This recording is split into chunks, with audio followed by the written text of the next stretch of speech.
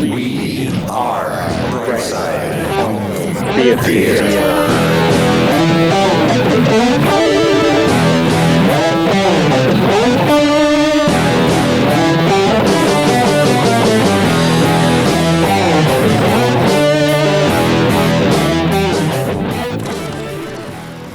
Hey, home theater nerds, welcome to the Brightside Home Theater Podcast. The Home Theater Podcast, it's all about the experiences, the sights, the sounds, the scenes.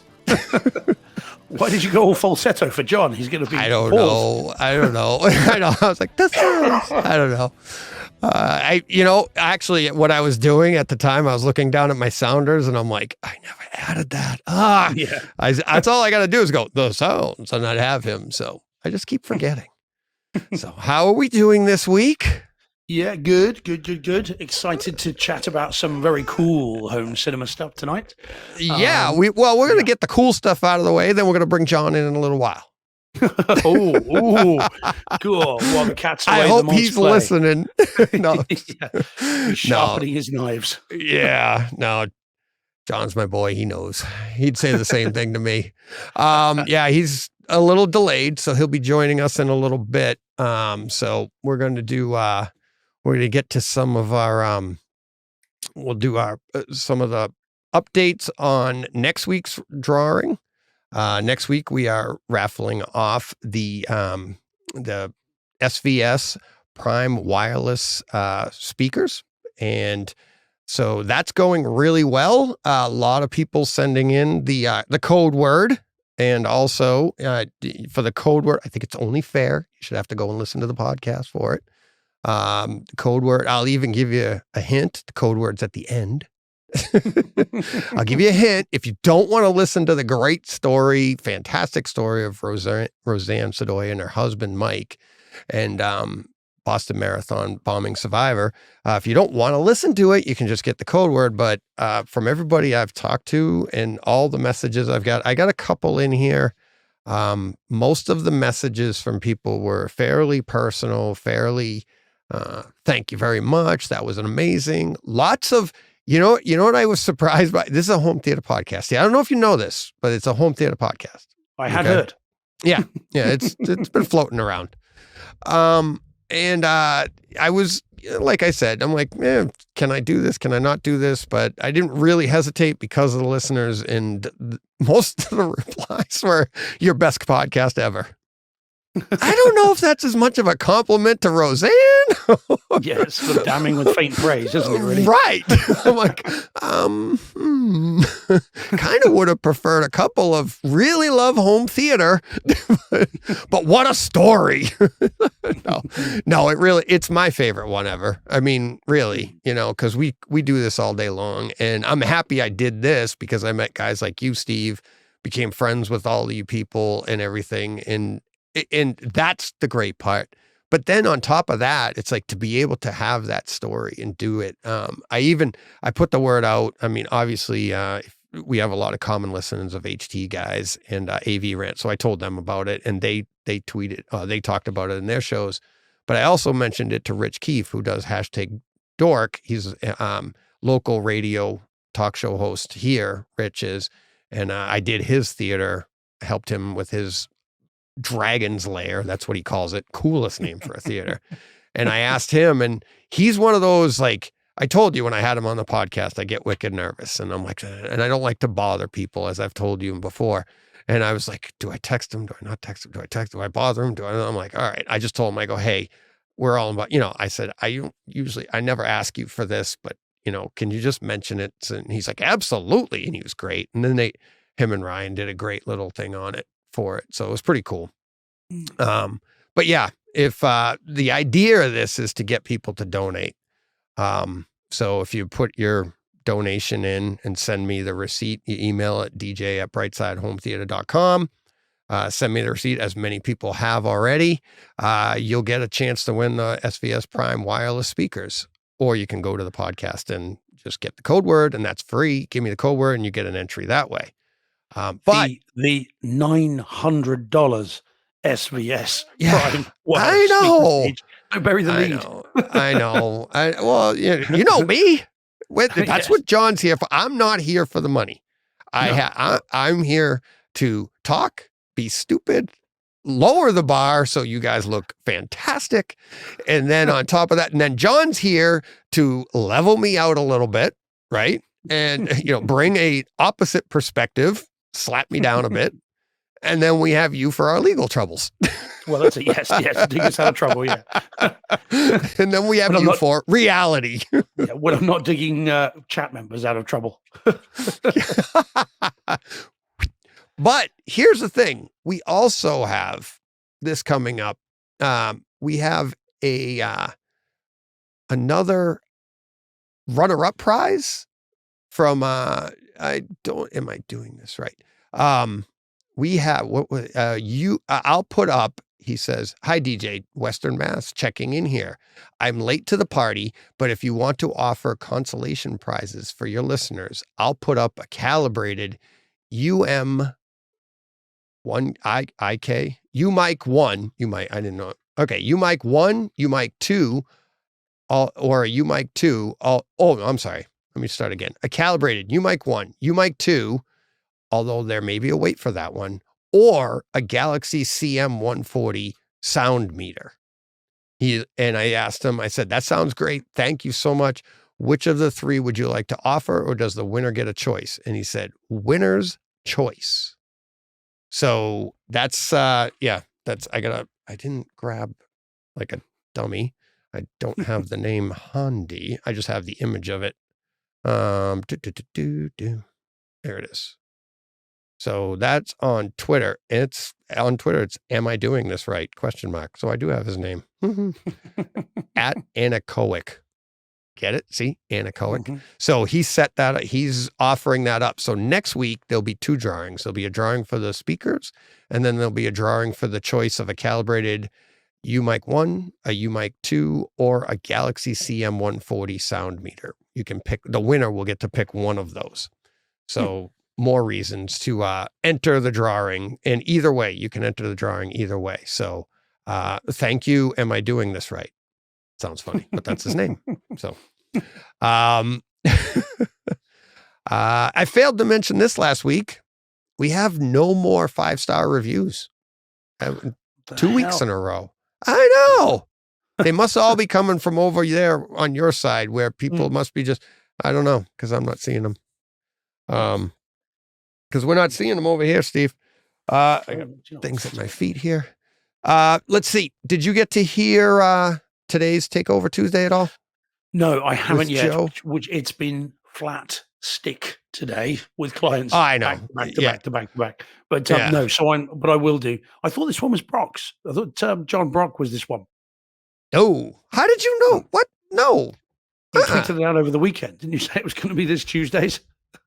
No. Or did I misread it? No. I might have misread it. No. Joe, we were tweeting about Brock's Theater this weekend. I thought he was doing a Takeover He's Tuesday, coming up in a couple of weeks, but right, not this week. Yeah. Future Steve said to me. Yeah, it's big time Future Steve, because I hadn't even told you that. We didn't even talk about that off air before we got on. No. Look at you.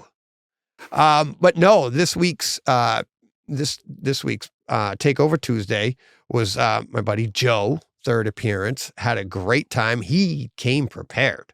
He had his list. He knew what he wanted. I mean, everything. We had a great time talking home theater, really getting back to the foundation of the podcast after last week with Roseann, then this week with Joe, and just like really getting into some good nitty gritty fun stuff, old timey talk, stuff like that. So had a lot of fun with that.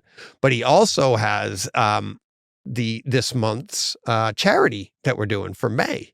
So I know we're still talking about, Roseann's because of the SVS speakers, but this month of May, we are doing Juvenile Diabetes Research Foundation. And here's what Joe has offered. He will match whatever Brightside Home Theater donates. So once again, I said, well, then I'm going to put your money where your mouth is, because I'm going to offer up all of 100% of everything we do.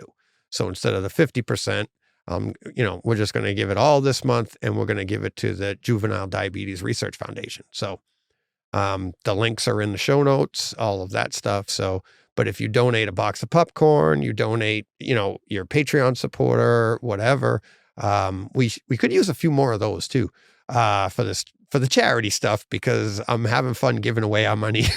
And the more we give, I feel so much better. It's so much fun.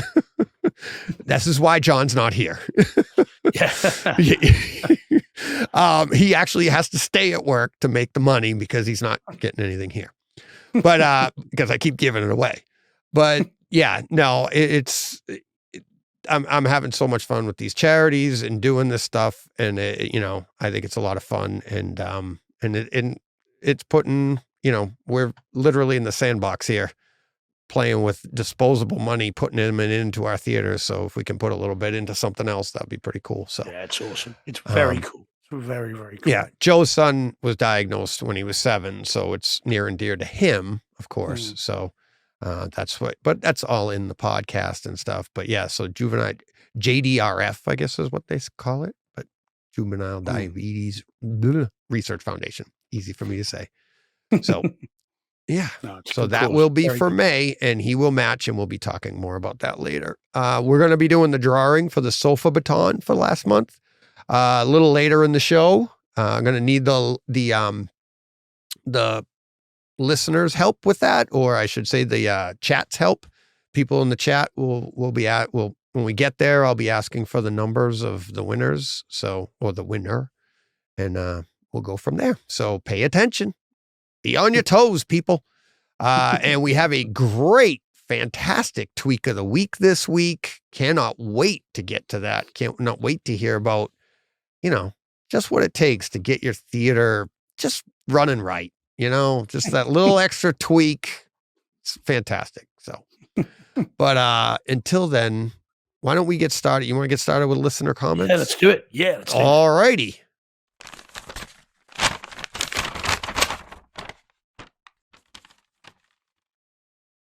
There's that 1 star. It's like listening to Pink Try and Dolby Digital. I love that. Yeah, leave me a 1 star and tell me something bad I'm doing. I don't care. Post it. Steve's like, hey, interaction is interaction. All right. Here we go. First up, Dominic Goggin. Gone? Yeah, I'm not sure. Gone? I'm not sure. I have asked him how I pronounce it. I love this question. I grabbed this right away off Twitter. I was like, we have to talk about that because I love talking about it all the time. And we don't talk about it all the time. We don't need to, but it is a good question to bring up as often as people need it answered. So Dominic asks, I don't watch movies on my phone, but what do you guys think about buying DVDs? If you can't always afford Blu-ray or 4K all the time, is it okay to still pick up secondhand DVDs to add to your collection for a good price? We answered it on Twitter. Steve, why don't you go first? Because mine tends to be long-winded. Dominic is a friend of the show, by the way, in as much as he's always tweeting, he's always retweeting and liking our stuff. He's the chap, by the way, whose dad was in the Lighthouse. When I was talking about the Lighthouse a few weeks ago, Dominic, I think, is a firefighter in Ireland, and his dad was on the Lighthouse, and he was telling me all these amazing stories about his dad's time on there. That's fascinating. So yeah, friend of the show, a really nice guy, and really supportive with everything that we do and we're doing. So to answer the question, I mean, when he says, is it okay? Of course it's okay. Like you need permission from anybody else. Of course you do not. This is about what you enjoy, what you can afford, what you've got access to. And I mean, he says, I don't watch movies on my phone. I mean, who would do such a thing? I know. I mean, just shocking. But certainly, if DVDs is what you can afford, and that's how you get your home theater fix or movie fix or enjoyment fix, whatever you want to call it, then go for it. Of course, 100%. And look, DVDs are still massively outselling Blu-rays and 4K Blu-rays. So you're in very good company if that's what you're doing. Why not? Is my view. I think the only thing I would say, and I suppose, is that it's always risky because of the whether the discs are, scratched to hell and that kind of thing. That's what would worry me. But I think as long as they're in good condition, and that's how you build your collection, then do it. Go for it. Of course. That's my view. Yeah. And enjoy whatever you can. And as long as you're enjoying it. Right. Yeah. And where we started out, was far below DVD and way, way below. DVD still, I mean, in the grand scheme of things, DVD is still a decent quality. And if you're enjoying it, then enjoy it. And one of the things that when I recommend to people when they're starting out, and it's funny, I was just saying this to my son-in-law a couple of weeks ago. He's super excited about starting his collection, and he wants to buy a bunch of Blu-rays, and he wants to get all the old shows that he used to watch. And my daughter's sitting there, she's the new wife, he's the new husband, and she's trying to rein him in, and he's trying to spend money like me. So, I mean, he's totally me. And she's like, but do we need all that? And I'm just doing I'm putting joint compound on the walls, right? And I was like, and I heard them talking, and I turned around, and I go, oh, you asked me this during the week. He had texted me about it. And I go, let me tell you that. And I go, stay with streaming. I go, that's what I tell everybody to do. And he goes, but what about this? And he goes, I know I'll have these, and I'll have them forever. And I'm like, you're 23 years old, 24 now. He just turned 24. I'm like, you're 24 years old. I go, you know where my stuff is when I was 24 years old? I go, I threw it out by now. I said, you're not going to have these things that you're buying today forever. I go, and whatever you buy, I go, just get it on streaming. Just do it on streaming. You don't even know. He goes, but what about the quality? And I'm in his living room. I go, you don't have the system to notice the difference between a stream and a Blu-ray yet. You just don't. And he has an OLED, but I mean, he doesn't have the knowledge either. I go, and that's the fun thing, is start out, enjoy the stuff.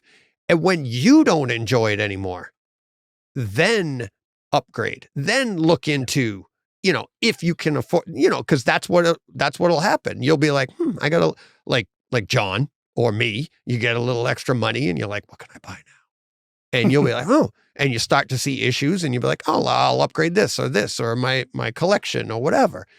And if you're enjoying DVDs, enjoy them until you don't enjoy them anymore. But don't let anybody tell you that that's not good enough, because you'll go buy whatever's better and you won't even know why. Yeah, honestly, it's like this. So I just enjoy the hobby, enjoy the content, enjoy what you can. And as long as you're enjoying it, don't worry about what anybody else says, including me. So I always include myself in that, because, we're just one person's opinion. If you trust it, you trust it. If you don't, just listen to everybody and believe no one. Believe yourself. All right. All right. What else do we have here? I got to get the logo back up. All right. This next one. You want to take that one, Steve? Yep. Okay. Alrighty. So this one is Blue Wave commenting on last week's Cocaine Bear home theater experience. Blue Wave says, I have to check Ghosted. That sounds like a fun movie. The Diplomat has been surprisingly good. And if you guys haven't had a chance yet, a great home theater experience is The Citadel over at Amazon Prime. Very good home theater experience. The opening train scene was fantastic in episode 1. More about this later, I think. Oh yeah. Both of them. Actually, I talked about The Diplomat last week. That's not really a home theater experience, but it is fantastic. Have you seen that yet? I haven't. I was looking at the picture that you put up last week. So it's the British Prime Minister, is it? Stuff over here. That's so what it is. The Diplomat is Kerry Russell, and she's playing an American diplomat. I don't want to spoil it for you. But she is sent over to England to be the ambassador. Okay, but she's not at the opening of the show, she's not the ambassador. So the opening of the show is like, we want you to be the ambassador. She's like, I'm not an ambassador. So it's a fish out of water type thing. She doesn't want to do it. It's not like she's never done anything like this. And that's what gets fun. But I want to just have even just personal conversations with you, Steve, on because it's the two countries talking. It's like real world issues going on that are thrown in here. It's fantastic. I'm like glued to it. It's like you can binge this, and I don't. I'm like, I'm gonna watch it later tonight when we're done. I can't wait, and I save one a day. I look forward to it every single day. It's so good. Okay. Oh, right. Yeah. It's you guys. You certainly piqued my interest last week about it, but there's so much I'm trying to catch up with at the moment. Oh yeah. But I do want to see. Aren't it does we look all? Interesting. Yeah. Bear in mind, I still haven't watched House of the Dragon yet. So, that's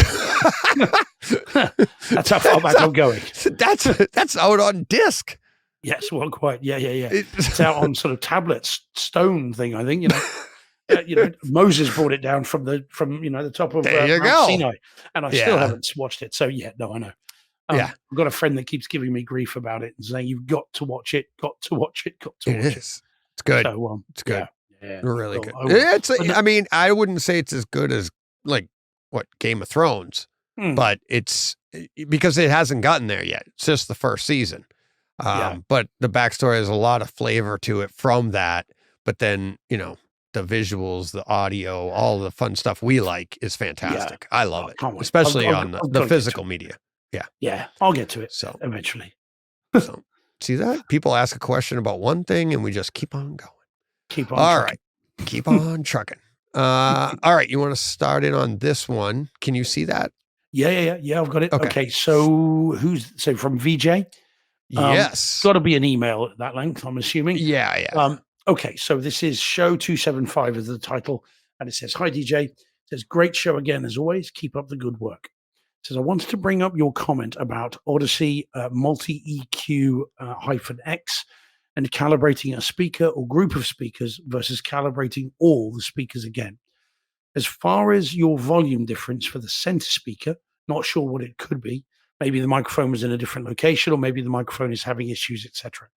I can assure you, when Odyssey measures a speaker per Odyssey, it's not accounting for any other speakers in the system. It's applying correction to that one and only speaker. You do allude to this when you're commenting on reference level at 35 minutes into the show. You say, quote, it just does one speaker at a time, end quote. And this is right because it measures that speaker and applies correction to that speaker. It never pings all channels at once to get a measurement of the speakers together. I doubt Odyssey would allow the option to remeasure one speaker if it would cause an issue and have worse results. I've attached some screenshots from the software and it shows the readings from each speaker and says here's a good article that goes into some of the benefits of using this versus the onboard Odyssey. I'm sure you have a huge waiting list, but if you ever need someone for Takeover Tuesday, I'll be happy to chat with you again. And says, thanks again, DJ. Take care, VJ. So that's to DJ from VJ. And he'll never be on the show again. Can't correct me. No, he's right. But when I was saying, like, yes, I said the 6.5, I'm spitballing. I'm saying, like, is it possible? Because they do, what I mean by they all work together, it's when you're playing content, they all work in conjunction with each other. Okay. So it's like, this is how everything works in your room to get sounds to move. They all have to work together. When you're calibrating it, they take it, okay, for this speaker to play at this and for you to get this in your room. Like, why?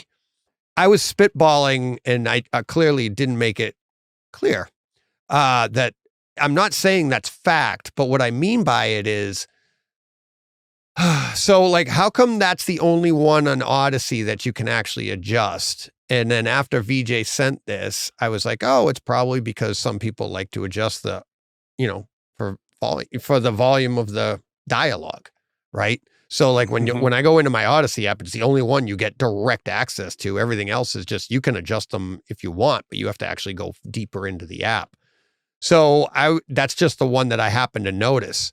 And when he said, maybe the mic was in a different spot, it's like, I hadn't experienced that before. So I've done a lot of just like, okay, like once a month, every other month or whatever, I'm doing it. And it's usually, I knew my NHTs were dead on at 5. And it was just always 5. And I had run Odyssey on the SVSs twice before this, and it both came up at 7. Sorry. And then this one was at 6.5. So I'm like, what could that be? I'm like, why? The only thing different in the system, and this is what we do, right? When we're looking at our systems and you're a DIYer and something's different, something's wrong. You have to think of variables in the chain, what could have been different. And that's what I was trying to express last week. And with VJ's email, I'm like, yeah, that's probably wrong. I'm probably wrong on that because he's right. They're only doing that one speaker. So to get that speaker to play at reference level, this is what it's going to take. And then it's everything in combination. When you hear it, that's reference level in your room. And then that's where I was talking about they all work together or along with your room treatments in your room and stuff like that. So you can keep going down the rabbit hole and get deeper and deeper. But yeah, that's why that's what I love about this podcast. I've been, like I said, people ask me all the time. It's like, what are you doing? Blah, blah, blah. I've been doing this for years, many years before I had a podcast. This is what I do. And I'd spitball, but now I have a place to come and spitball my nonsense, and people come back and go, no, that's not exactly right. So sometimes I'm right. But it's a variable, and I was just, whatever. But it is, the fact remains, what I was talking about is when you calibrate your room, it does one speaker at a time. And like VJ said, only that one gets set to reference level, then the next one, then the next one. And then when you play it all together, it's going to be really loud if you don't have the proper room treatments, because that's, fill in number of speakers playing at reference level. That's loud. So there it is. DJ, our favorite UPS bothering comic store owner is waiting in the wings. I was hoping you kept that quiet. What's up, buddy? There he is. Hey. I didn't see you there while I was chatting away. I can see that. How long were you there? About 5 minutes. Oh. During that whole chat you just had. So you heard it. You just didn't. We couldn't see you rolling your eyes at me. Yeah, I wasn't paying attention to you, to be honest with you. I was trying to get into the show. I was speculating, John, that maybe you were waiting till after the drawing later to try and get yourself in the sweepstakes. That's what it is. Yeah, exactly. So thanks, VJ. Appreciate that. And as always, like I said, I'm wrong. Let me know. I'm right. Let me know that too, because it'll balance out. And there's just a little bit of chat in the chat about speakers all matching. See, I don't think I said anything last week about when you were talking about that. I was always led to believe the speakers should match as well, ideally. All from the same manufacturer, and they're all balanced and meant to run together. And that's kind of what I've tried to do for my last few cinema rooms. And the one I've got now, they're all, the same manufacturer, same size and everything like that as well. So that was always kind of what I had been led to believe. Whether it's true or not, I don't know. I'm sure you can mix and match if you need to. And again, needs must. Yeah. But I think aesthetically, if nothing else, at least they all look the same. So unless you've got the behind speaker cloth and you've got them out the way, or you don't care, then that's fine. But I like it. You know me by now. It's all got to have a uniform look, or else I just start to itch. Yeah. Yeah. Well, and like I said, and now Carl says, he goes, this is just another reason why I always just have the pro calibrators do all the work. And that's the way to go if you can. Not a lot of people have that capability, and whether it's can't find one, which a lot of people have problems finding a video calibrator, right? He happens to live in a city where there's lots of people, and he has 2K download speeds, which he loves to tell me about. He has all of this stuff, but he doesn't understand there's a whole world out there that like the next person's 2 miles away. He forgets that. But yeah, a lot of people, it's hard to find a calibrator of audio or video. So, but when you can get one to come out, that answers all your questions, right? You get them to come out, it's right, or you have to assume it, and then that's it. Or you get a crappy one. That's a possibility too. So, I've had them come out, and at the end of the day, with like John and I, we've been doing this a long, long time. It's like with all of our history, when you finally get one to come out, you go, sounds the same as what I did. It is the same. All right. And that's not bad on them. It means, my 20 years of putzing around paid off and it's working. Van Cool had one here. So I use Odyssey, but use an SPL meter to see if the calibration works. I do the same thing. It's like, we all do fun stuff like that. This one here, Van Cool as well. After hearing DJ, I want to upgrade my speakers to all match. And after I said that last week, one of the things is it's not like, I know, Steve, you like the aesthetics, but it's also, it helps you answer the, do they match question. Like at the end of the day, it's like, if they're all the same company, they're all in the same brand price level for comparable for each other, then they're all going to be voice matched as close as you can possibly get. Right. And whereas if you go with another brand, maybe you'll be like, maybe it's not exact. You always just have that little bit of doubt. And it's like, well, people have told me they're pretty close. Yeah. But if it's the same brand, isn't it pretty much a guarantee? And that's what we're looking for. I mean, we're trying to take our systems and remove as much doubt as possible.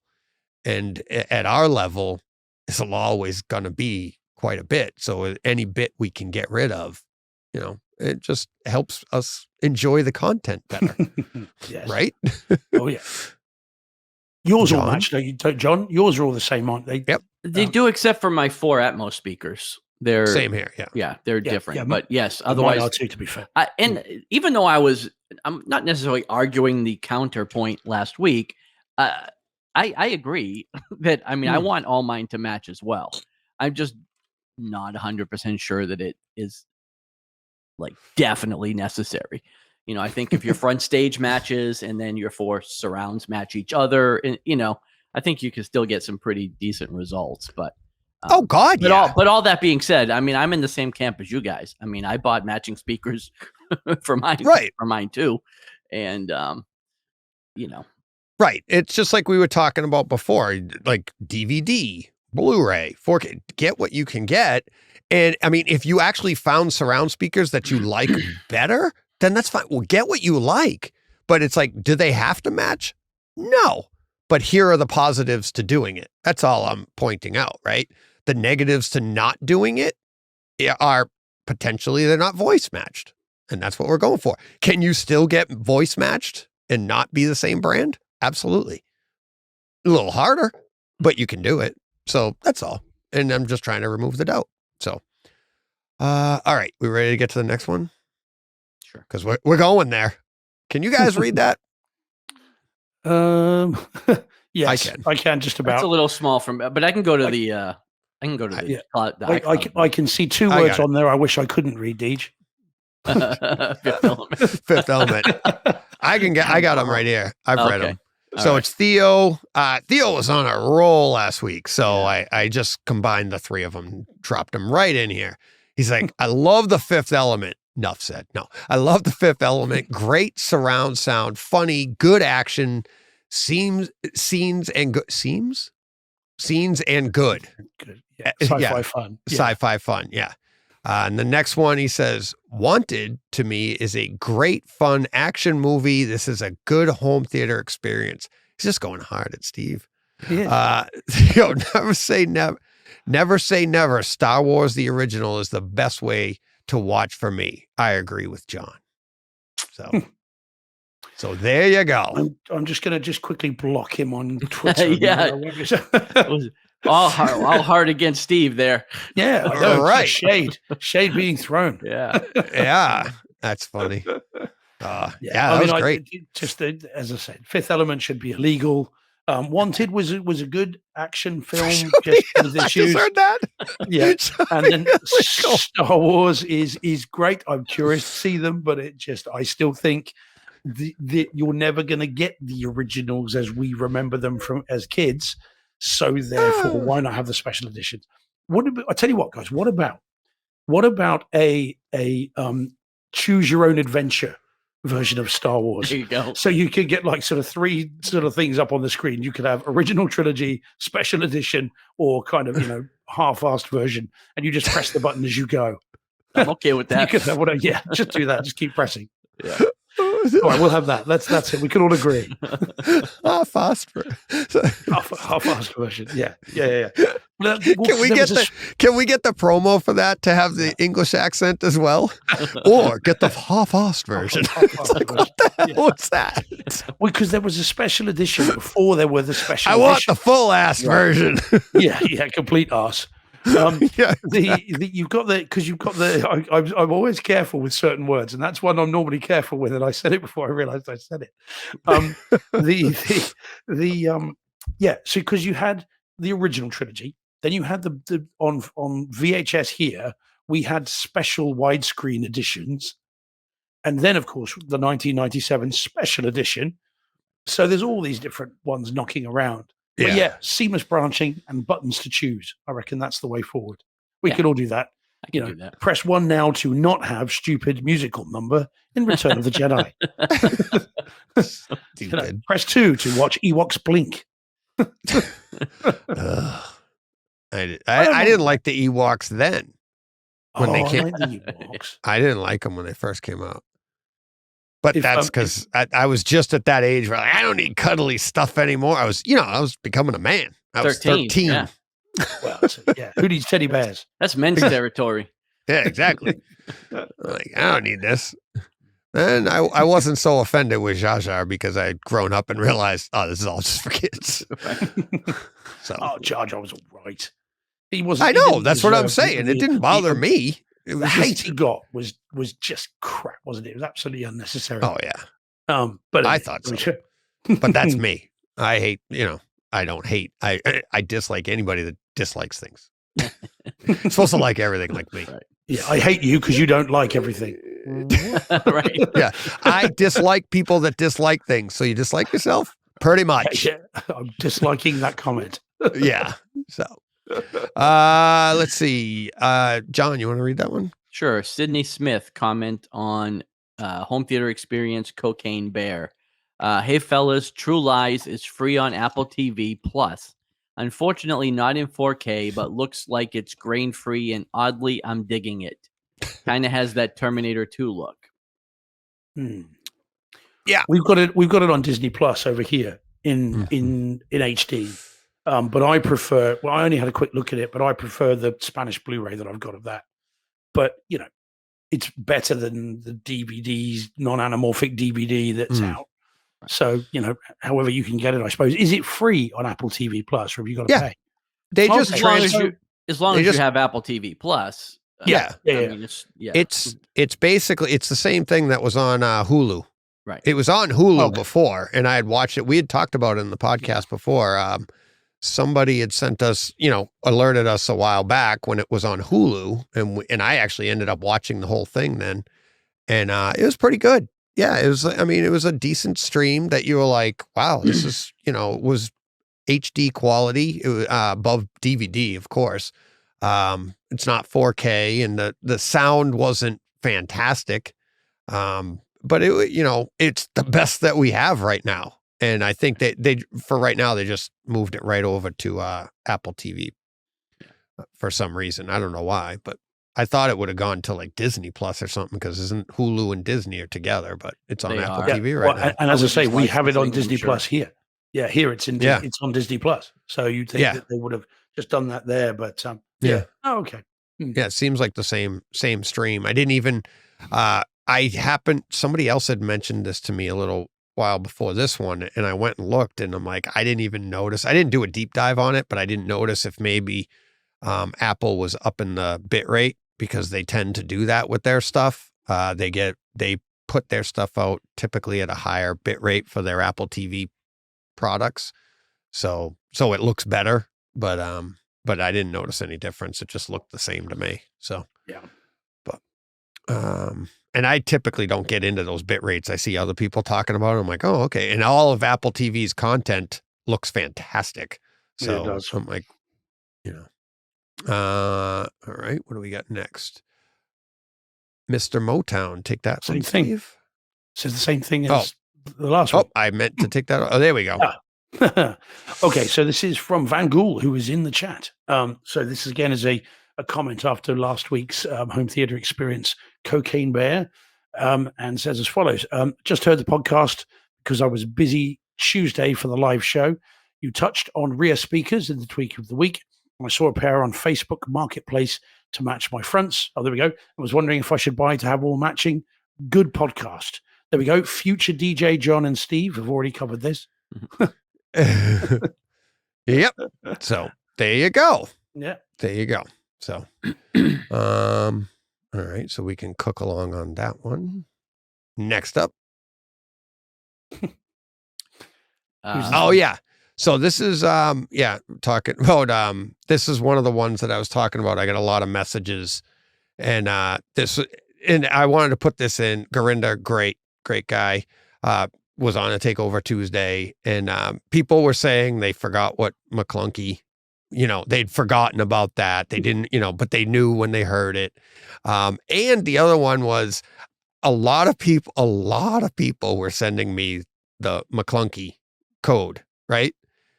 I'm sorry if this isn't spelled right. And then they'd spell it again and then spell it again. All I want to know is you heard it, people. I don't know how to spell it myself. So I don't sorry know. you were this close to getting the sofa baton, but you would have had it if you just spelt a word that's never actually been spelled anywhere. No, it has because he has subtitles. Greedo says it. Yeah. Oh, really? I've Greedo never has looked at that. subtitles. Yeah. Oh, okay. I think it's just MC. Are you sure he has subtitles on that? Yeah. Like permanent? I think so. Forced? I don't think I've ever seen. I just hear it. You hear him go. Because when he speaks, he's always subtitled because everything he says is in Rhodian. Right, but you don't need it subtitled because it actually is said McClunky. Like he's Yeah, I think it is though. I have to go right. back and double I don't check. remember seeing it. I only remember hearing it. And you're like, did he just say McClunky? Like, what the hell is that? It is weird, isn't it? It is weird. Oh, but yeah, and then I got this comment a lot too. Do a yearly podcast with Roseann and Mike. So, Roseann actually was considering doing a podcast a while ago. She called me just on gear and stuff she'd need. And, but I don't know if obviously I don't think she went anywhere with that, but she like me, she loves to talk. So, she would definitely come back. So, but yes, thank you to everybody for all of the replies, all of the responses, all of the code words spelled correctly or not. I really appreciate that. So, all right, next one. Just to answer that question, because I've just found it on Disney Plus on the iPad. There you go. It just says McClunky. It doesn't say it in the subtitles. Oh, okay. Yeah.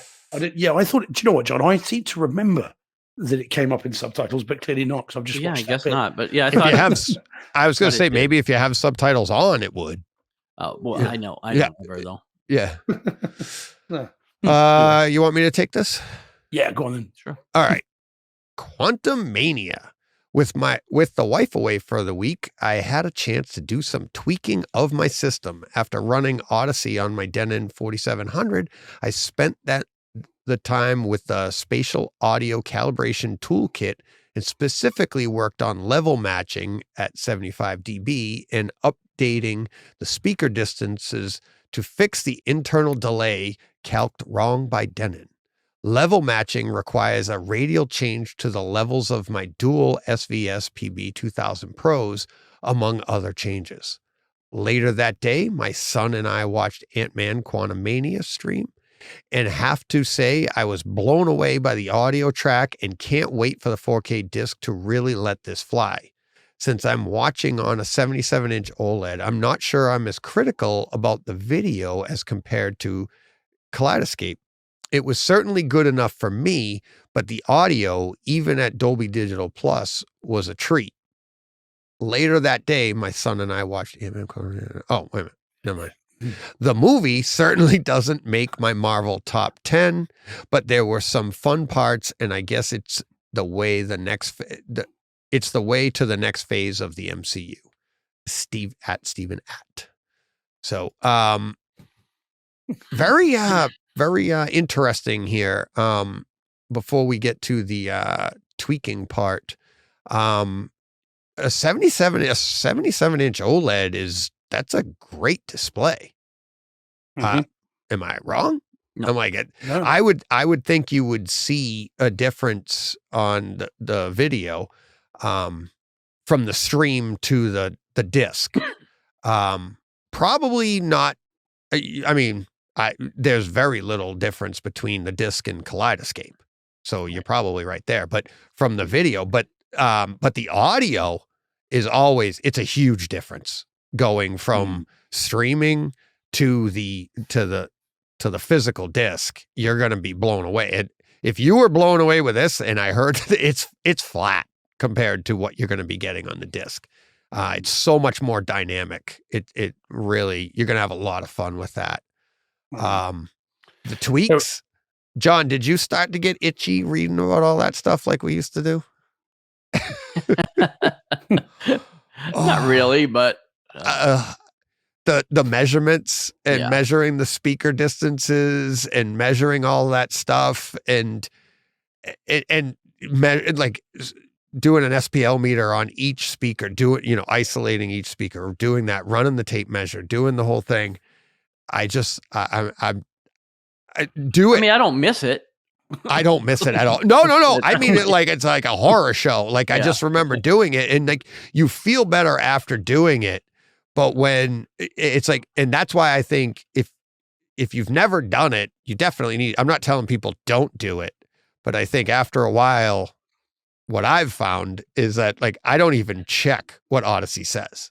I don't check them because I did when I first got it and went, oh my God, these are all wrong. Then I went and reset them, and I was like, did I screw it up? Did I make it better? I don't know.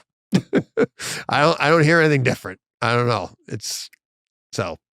Do you change your distance settings or anything, John? No. Now I did change levels when I did the when I had the mini DSP calibrated. We went through and we did all that. But before that, I really just kind of left it at what Odyssey told me it was. Yeah.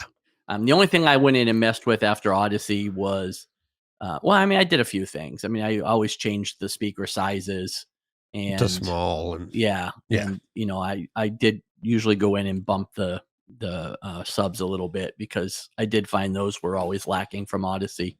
But otherwise, I didn't change a lot. I left it pretty much the way they said it, the way they calculated it. So, yeah. It's. I mean, and after doing it, we had no choice at the time. There wasn't any such a thing. So, but then when you get it, of course, we did what people do, and now it's when they first came out with Odyssey or any kind of room correction, we were like, all right, let's try this. And you're like, it's not 15 and a half feet. It's 15 feet. What are they doing? It's all wrong. Because again, the one thing, and this is just the guy that did my mini DSP calibration. I'm happy with the results, but he's by no means the god of this. But I don't have one speaker that's actually set. Actually, the only things that are set at 75 dB are my LCR. Everything else is at a different decibel level based on what he had me set them at through measuring. So I don't know that every speaker is supposed to be at 75, which is what I always had them at prior to this calibration. But because I'm actually looking at the piece of paper right next to me. My center is at 77. My surrounds are at 77. My ceilings are at 78. And my subs are at 80. And that's all based on the post mini DSP calibration. So, again, I'm happy with the results, so I'm not going to mess with it. But that blanket 75 dB across the board for all 11 speakers, I'm not sure if that's actually the right way to do it. So, there's different schools of thought. I know, and that's 75, 85, and it's. I don't know. I'm just like I said. I was paying for this to be done, and I did right what he told me to do. So. Here's where it gets confusing, and people it's neither one's right, neither one's wrong. It depends on what software you're running and stuff like that. So Some things are meant to be calibrated to 75, like that you run it to 75 dB, and that is the same as on another system or another way of calibrating. You calibrate to 85. Right. Okay.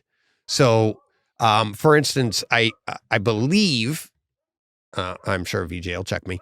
I believe it's 85 is reference level.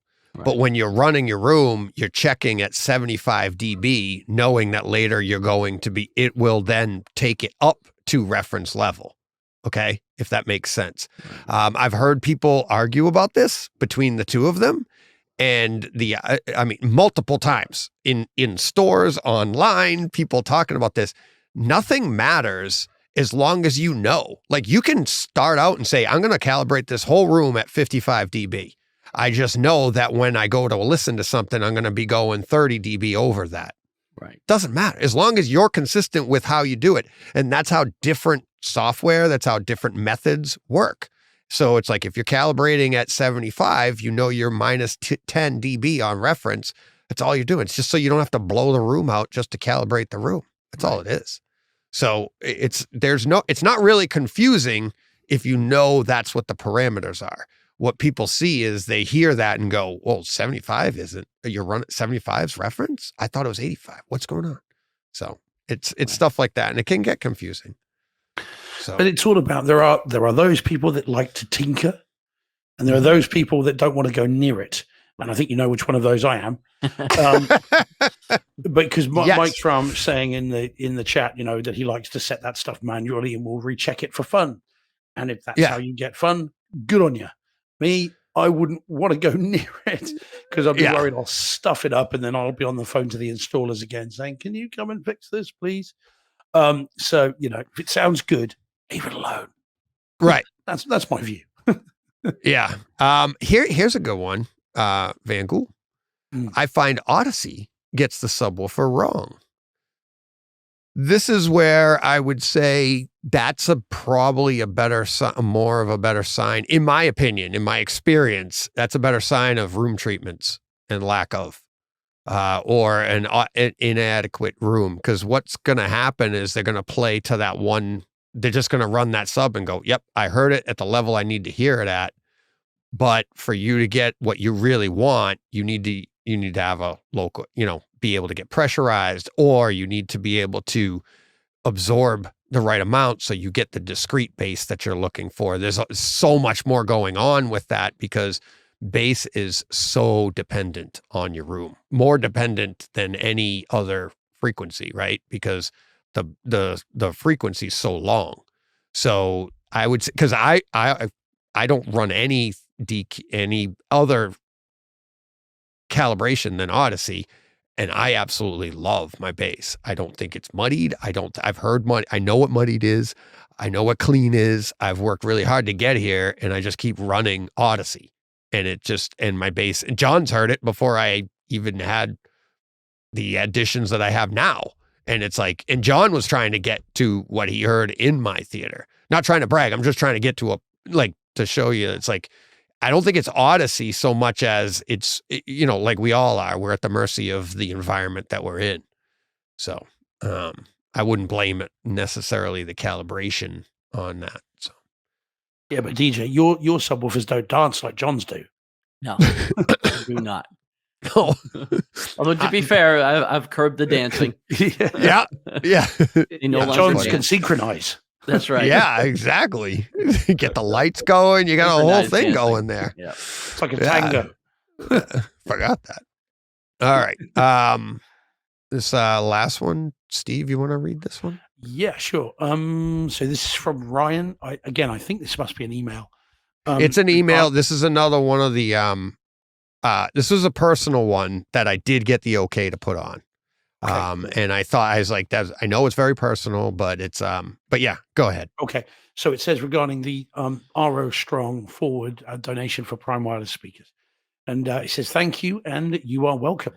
That was quite an inspirational story. Amazing. She has the positive attitude after all she's been through, and good one, Mike, too. That was one of the first times I've really relived the incident through a story since it all happened. I'm not sure I've ever told you before, but I'm a cop, and I was in my third year back in 2013 and had just left Baltimore City PD in 2012 to work where I live in PA. To Philadelphia? Philadelphia.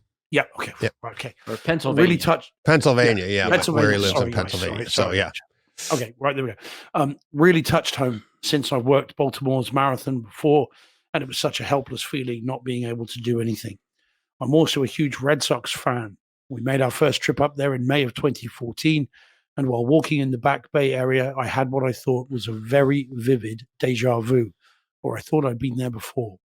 I looked to my left and right. There was the finish line for the marathon painted on the road. Very surreal. Anyway, awesome podcast and great idea for the donations and giveaway, Ryan. Yeah. So, yeah. So, yeah, we got a bunch of those. So, like I said before, John, you probably didn't hear it, but I was like, people are like best podcast ever. And I'm like, well, thanks. Thanks. I can't do Boston Marathon bombing podcasts every week. Right. Thank God. But you did talk home theater. You did ask them about the screen size behind you, and then just moved on. Yes, I did. That was great. But yeah, so thank you for that, Ryan. Really appreciate that. Thank you to everybody that sent me, personal messages and thank yous and stuff. So it was a great podcast. Great people. So thank you. And so that's it for we have one more, a late edition, last minute while we were in the show. Karan, this is perfect. PK, because I always say his name wrong. And he said I can call him PK when he was on the show. He says, and Steve replied right away, but I had already grabbed it, put it in the show because it does deserve mentioning. Please do. So he says, please do include few words on my favorite movie, Iron Man, which debuted 15 years ago this day. This is Tuesday, May 2nd. The movie, which started the whole Marvel universe, one of my favorite demo Blu-ray I still cherish. And it is great thing to mention. We did, as Steve pointed out, tweeted back to him in the link to the show. We just did Iron Man a few weeks ago. If this was a professionally planned show, we would have planned that for this week, but this is not. We go with what we like at the moment. But PK, thanks for bringing that up because it's pretty cool. 15 years ago today, it all started. We couldn't wait. We didn't know we clearly didn't know what we were in for, but I still couldn't wait for this movie when it came out. I don't think anybody had any idea we'd be where we are today with this. You guys? Yeah, I mean, it's a great film. It's cool. But does what it says to me when I see 15 years ago and I think of how many MCU films are we on now? 24? 25? No, we're in the 30s. Are we that high already? Are we that high? Yeah, when you add the Spider-Mans in, we are in the Okay. 30s, the Spider-Man movies. So not 15 the Spider-Man, not the Tobey Maguire ones, Right, but just we're into the 30s now. So 15 years, 30 movies. I mean, Yeah. that is a conveyor belt like you would not believe. And we're not talking, dramas, chamber pieces with two actors. You're talking about epic sweep and scale and storytelling generally like hadn't been seen before. So isn't that's an achievement in and of itself, isn't it? But all started by a fantastic film. And I mean, we were talking about Smartless, DJ. Of course, Jon Favreau was on that. Was talking about how he got the gig to do Iron Man. So yeah, it's a great movie and it is a good demo disc as well. Although I don't know, because I must admit, DJ, I didn't listen to your Iron Man review of it because I'd gone off by then, hadn't I? So I missed it. Okay. So I think the original Blu-ray, the original one was a really solid disc. The 4K disc that I've got of Iron Man is very, very good indeed. But I'm not sure I'd quite put it at reference for me. Not quite, but it's not far off. I mean, I like when you first see Iron Man and with the tank and he fires the little wrist launcher and the tank blows up, and obviously the Jericho missile test as well. That's your favorite, where you get the thing come at you.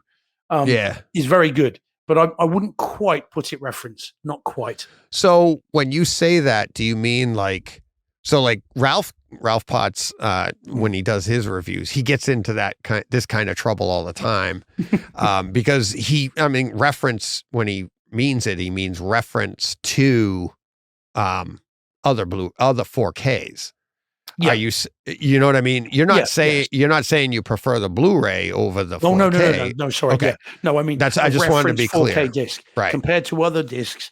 It's not one that I would go, right, I'm going to put aside Into Darkness. I'm not going to bother with Fury Road, forget, Pacific Rim, forget, all that stuff. I'm going to go to Iron Man. Iron Man would not be in my top 10 of immediate to hand demo discs, not because it's bad, but because it's just not quite up there with some of the better audio mixes on 4K disc, but it's still exceptionally good. And of course, as we know with Disney, there can be issues. So it's very good for that. Yeah. Well, it's so funny. I'm like, I feel like I'm going to end up going on like this whole, everybody is on Disney because they have bad this. And I'm like, you do realize it's probably because they put out one of the most content. So there's going to be, they also have great stuff, but people forget that. They just remember I just talked about it with somebody. It's a Takeover 2. It could have been today's, it could be next week's or whatever. But I was like, all of these movies recently have been really good. The only one I can think of off the top of my head has been Ragnarok. But for some reason, everybody's just like, wow, it's just not as good as, this or this. And it's like, like Sony does, they put out fantastic discs. We love those discs. They're dynamic. They're great. But for some reason, I can't really say they're horrible.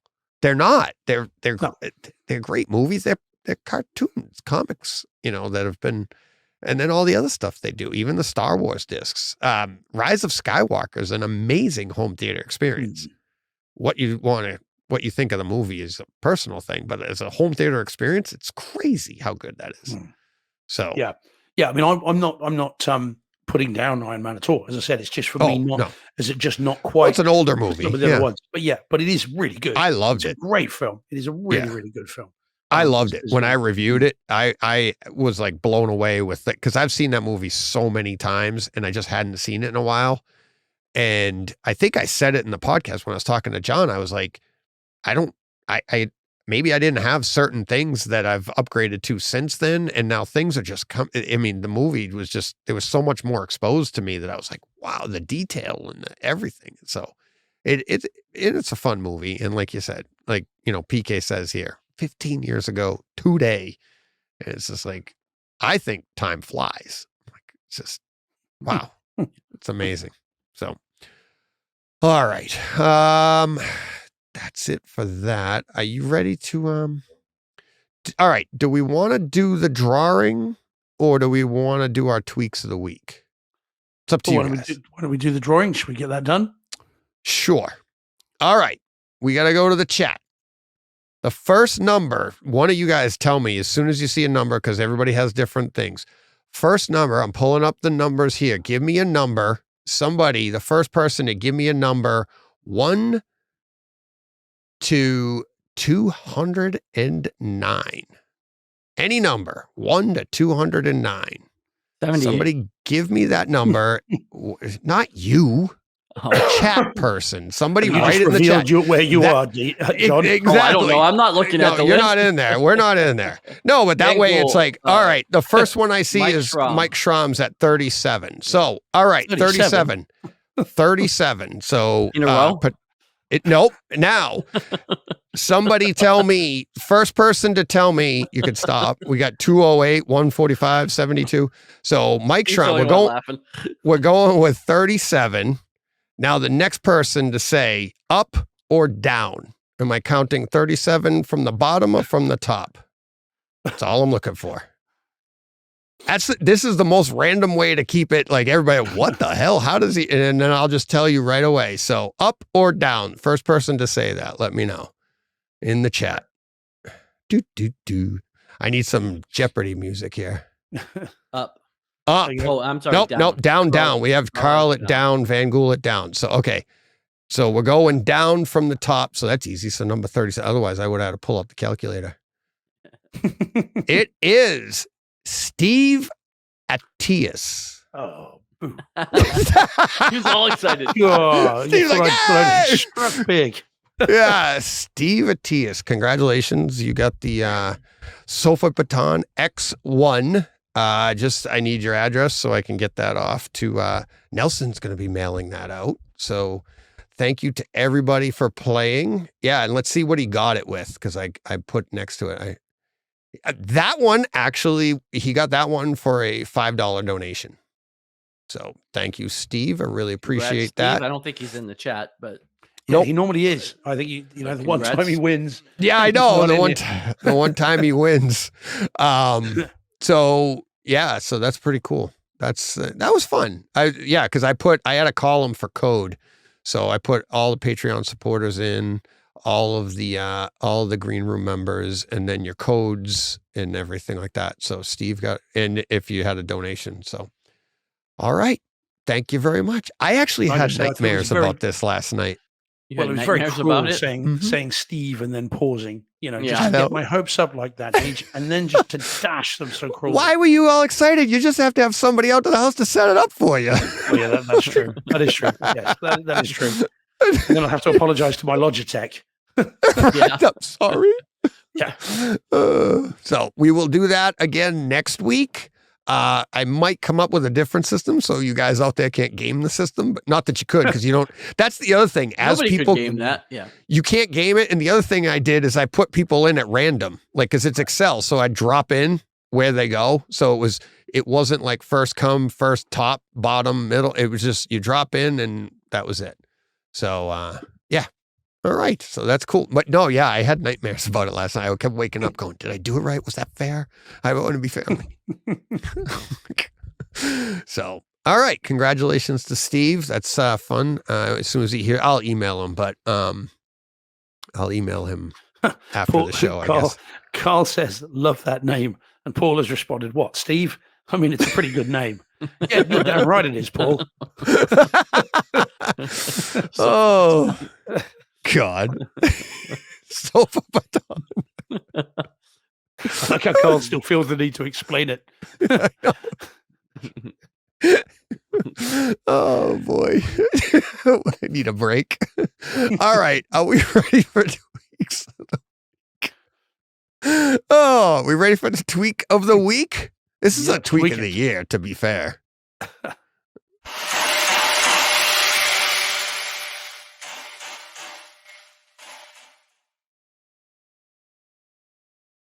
All righty. Tweaks of the week. I'm foregoing this week. I've got one, but we're gonna skip mine this week. John, do you have one? I do not. No? Okay. It's Here all we about the go. Steve. It's all about the Steve. And you know what? Before we get to this, I thought we were friends. How did we find out about this like secondhand? I On gotta Twitter. go on social media to find out about this. I mean, oh my you sort of God. What's that? I thought you sort of knew. How would I sort of known? I Well, don't hang out at the Because I spoke to British the editor. newsstands. I know you speak to a lot of people, but I didn't know there's a lot of other people you've spoken to I know about. Am I to assume, and I won't fill in the blank on the air, that you're going to be, Well, I didn't like yeah, that. exactly. Actually, I did say, I'm like, you guys, a bunch of people have said to me, you three are so good together. And I'm like, yeah, I go, it's a lot of fun. I go, John and I, it's easy. We've been doing it forever. It was easy when we started. The hardest part was us talking normal while it's recording. That was the hardest part for us. But then they're like, yeah, but Steve worked in so well. And you guys, it's like you're all friends. And multiple people have said this. I go, yeah, it'll probably be me and John soon because somebody's got to take him and do something really professional with him. Because We're going to take him out. No. I'm just like, he's going to end up somewhere. He's gonna get a better offer. Yeah, Yeah. exactly. no matter what Home Cinema Choice says, you guys got there first, way first, years first. So, Yeah, you know, actually, you're yeah. the original ambassador, and I said that to Ara on Twitter as well. Yeah. Who congratulated HT Tours. HT Tours did this 18 months ago. Yep. or whatever it was. So yeah. So for those wondering what we're talking about, Yeah. So yeah, very coolly, a couple of months or so ago now, I bumped into the editor of Home Cinema Choice, a guy called Mark Craven, who's a really nice guy, at this Bristol Hi-Fi and Trade Show. It's the only one in the UK, really. And I bumped into him through someone else that I know from Twitter, and I got chatting to him, and I knew he was the editor. He didn't know who I was. And then about halfway through our little chat, someone said, "You do know who this is, don't you?" to Mark. And he said, "This is Legal Beagle on Twitter." And his eyes lit up. And he said, "I swear to you guys, it's stupid as this sounds." He said, "I think I've just met a celebrity." And I'm like, "Yeah, hardly, Mark, hardly." But you anyway, did tell us that part. You did tell us that part. So he was great. So we were chatting, and he was really friendly and really nice. And he'd been drinking, which he said. So it was all good and very friendly. And then a couple of weeks after that, he then contacted me and said, "Would you like to be in the magazine? Would you like, Cinema George to be featured?" Which is pretty special for a couple of reasons. One, in my old cinema room years ago, I actually emailed Home Cinema Choice and sent them some pictures of my old cinema room because I wanted to be in the magazine, and I never even got a response. Not even a "thanks for submitting it, but get stuffed" type email. Right. I got nothing back at all. So when he said, "Oh, do you want to be in the magazine?" I said, "Oh, yes, please." And then we corresponded, and they sent some questions, and I responded, and we did all that. And then I sent them some pictures, all of which had already been on the website, Deej. So again, you got there first. And then so I sent them off, but then I promptly kind of forgot about it, other than sending a tweet out saying Cinema George is going to need its own agent if it carries on like this. And I sort of promptly forgot. And on Saturday evening, I was sat on the couch, on the sofa, just relaxing, not doing very much. And a tweet came out from one of my followers that said, "So cool, you're in May's issue of Home Cinema Choice." And this was at about 5:00 in the evening. Oh, so you found out like through social media? Twitter, via That's exactly, awesome. via one of my followers. So I promptly jumped in the car, tore around to the nearest kind of news agents here, bought, and I swear, He bought every newspaper. bought 2 copies. Okay. Oh, Because I thought, well, I need one to have framed. I am going to have it framed, of course. and then one just to read. And so I promptly did that. And I swear to you guys, this is how sad I am. I was leafing through it in the newsagents, right? Found my bit and promptly let out a bit of a squeal, which might have been a bit too loud for the people that were in there looking at me as if to say, "What is wrong with you?" That is so. So there we go. And it's very, very cool for me because you become then what they call a certified Home Cinema Choice AV-holic Hall of Famer. And so it's super cool. And certified AV-holic. Yeah, there we go. Yeah. And it says, "Welcome to the AV-holic Hall of Fame. Introduce yourself." So yeah, it's super cool and very flattering and very nice of them to do. Although if I was getting too ahead of myself, there is another cinema room in that magazine that's probably worth about 7 or 8 times my one. So I'm not getting ahead of myself. Well, there's always somebody to bring you back down to earth. Well, quite absolutely. But it's really cool and really flattering and very nice of them to do. It's really, really cool. Sorry, Carl is asking if it's on the website.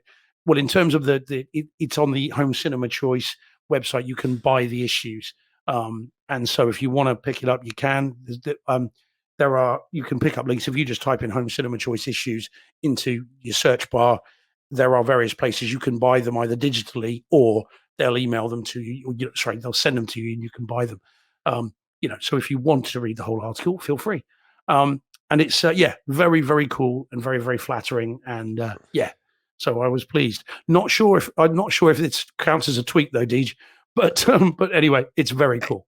This is our goal when we tweak, no? Right. This is the whole thing. It's like, I'm trying to get it right, do this and that. And it's like, and like you said, it's like, we grew up in home theater reading these, especially us before the internet. It's like, this is what we did. And you're like being able to get, our goal was always to get a piece of gear from one of the theaters that's in here. Never mind be the theater that's in there. Yeah. Right. And then to be able to have like your theater featured and have them talking about it. And then, because that's why you squealed. And I would too. I would do the same thing because what people are doing when they're reading this. They're like, oh, this is great. I could do that. You know what I mean? And it's like, because I don't think there's anything wrong with that at all. It's like I'd be reacting just like you are because it's, it's just, it's so, because we get excited when we see other people's stuff and then they'll be like, oh no, cool. There is the one at the top right corner on the cover there. There's the proper cinema. Yeah. I was like, he didn't put a couch in, did he? But I've been reading Home Cinema Choice for decades. A long time. I mean, I stopped reading it for a while because I used to think when you spend all this money on a system or a piece of kit, a piece of gear, and you spend all that money, and then the next month there's the new thing out, and then you think, oh, so the money I've just spent on that means it's rubbish now, Right. So I did stop reading it for a while, but overall I've been reading Home Cinema Choice forever. And in the UK, next to What Hi-Fi magazine, Home Cinema Choice is the Bible in the UK. Yeah. So as you say, it was the goal to get to like you say, to be able to afford something in it, but to get an article in it was fab. I think they don't deliver over here anymore. I was getting it for over a year. I had subscribed. People were telling me it's great. And I was like, oh, wow. I think I'd mentioned like I couldn't get the physical copy of Sound and Vision or something like that because I get that digitally. And they were like, oh, if you want the physical, and people told me about this, and I got the What Hi-Fi as well. And it was like, I was psyched. I'd get it. My wife's like, oh God, more magazines in the house, because I'd put it right next to where I sit on the couch and we'd be watching a show or one of her shows. And I'd just be like, start looking. She's like, what are you reading? And it's like, I love them. I love flipping through them as much for the ads now, just because that's what we used to do. Right. And you'd be like, oh, that new gear. And it's like, I feel bad that I can't get it. I tried. You sent me a link today, and I tried to. They won't deliver over here. Oh, it just kept ticking. Send issues worldwide. It says at the top of That's the what I link thought, but I'll try again. But it just kept timing me out and telling me no. So I was like, oh, all right. Man. But there may be you might be able to. I'm sure there are apps on the on the thing you can get a digital version of it. I want the book. I want the physical. Hashtag physical media, Steve. Come on. I can't get this on my Kaleidescape. Well, I can send one over to you if you want to. We can sort it out if you want. We know how that goes. Yeah, well, yeah. 7 years from now, going your way, it's coming right. Back. True. So, but yeah, that's awesome, Steve. Congratulations. Real happy for you. Yeah. No, thanks, guys. It was very flattering and really, really cool. And I mean, if you'd said to me even 6 months, a year ago, you'd be in Home Cinema Choice, I'd be get stuffed. I wouldn't have believed you. So very, very cool. Yeah. Awesome. Oh, Carl is saying there, Carl's saying there, our Barnes and Noble in Austin has Home Cinema Choice. Oh, cool. So I'll try to check here. We have a Barnes and Noble right up in Worcester, so I'll try. That would be cool. I'll check. I don't think it takes a while to get the most recent issue. Right. I think he said they're on May 1997. So perfect. I'll get the latest and greatest Laserdisc player. Right. I mean, it's expensive though. I will tell you, the magazine is not cheap. Oh, I know. I had even normally here. So I had 3 of them in mine, and it was like something $75, $100, something like that with fees. But I was trying to buy 3 of them. I've got one. I've got just one. No, well, quite. I've got a guy coming out next week. I mean, again, sorry guys. I'm just showing you how embarrassing that I am. Not to anyone else, but just to me. I've got a guy coming out next week to quote me for framing it. Oh God! He's coming to the house. To lay it all out, measure it up in the cinema room. It's going to go in the equipment room, framed in the equipment room. He's actually coming to that house. Well, if you have 2 or can get a second one, ask him what it would charge to do the cover, and then maybe that page side by side, or something like that, and see if they can stagger them just so you can more than just the cover. Because that's how I was thinking of doing it. That's why I was buying. Oh yeah, I'm thinking cover and then each page underneath it. Probably you could do that right down the thing behind the door. Yeah, it'll go beautifully then behind the door in the equipment rooms. When you go in and close the door, you'll see it there. So it'll be it should be cool. And this guy, this chap I used years ago, he framed an autograph I had of Brad Pitt when I met Brad Pitt in London, and he signed a Beowulf. Was it on your leg? He framed that. Yeah, no, it's on my heart. So I had that framed, and it was really nice. And they framed like football jerseys and shirts and stuff. So they do all of that. So hopefully they'll do a decent job.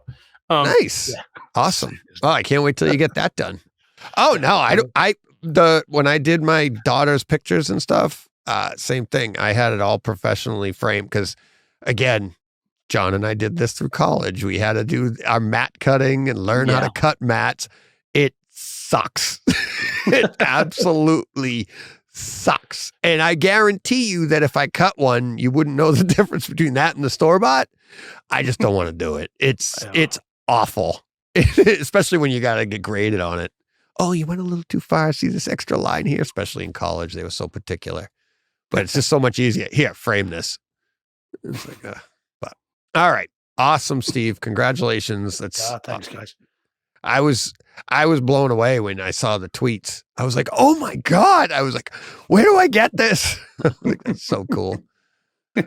Like I said, we're losing them, John. I know. We're losing them. It's a matter of time. You were there first. You guys got there first. Yeah, that doesn't mean anything.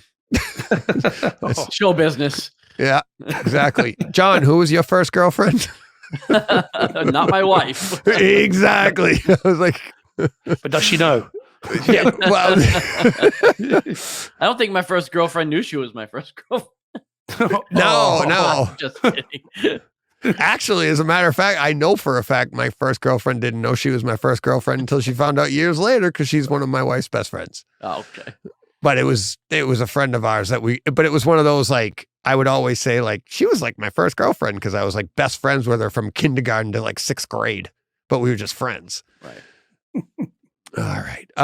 What are we on now, kids? What are we on now? I don't know, because we're out of discs. order. We're all out of sort. Yeah, we're all out of order. We'll fly through these coming soon discs. Ready? Yep.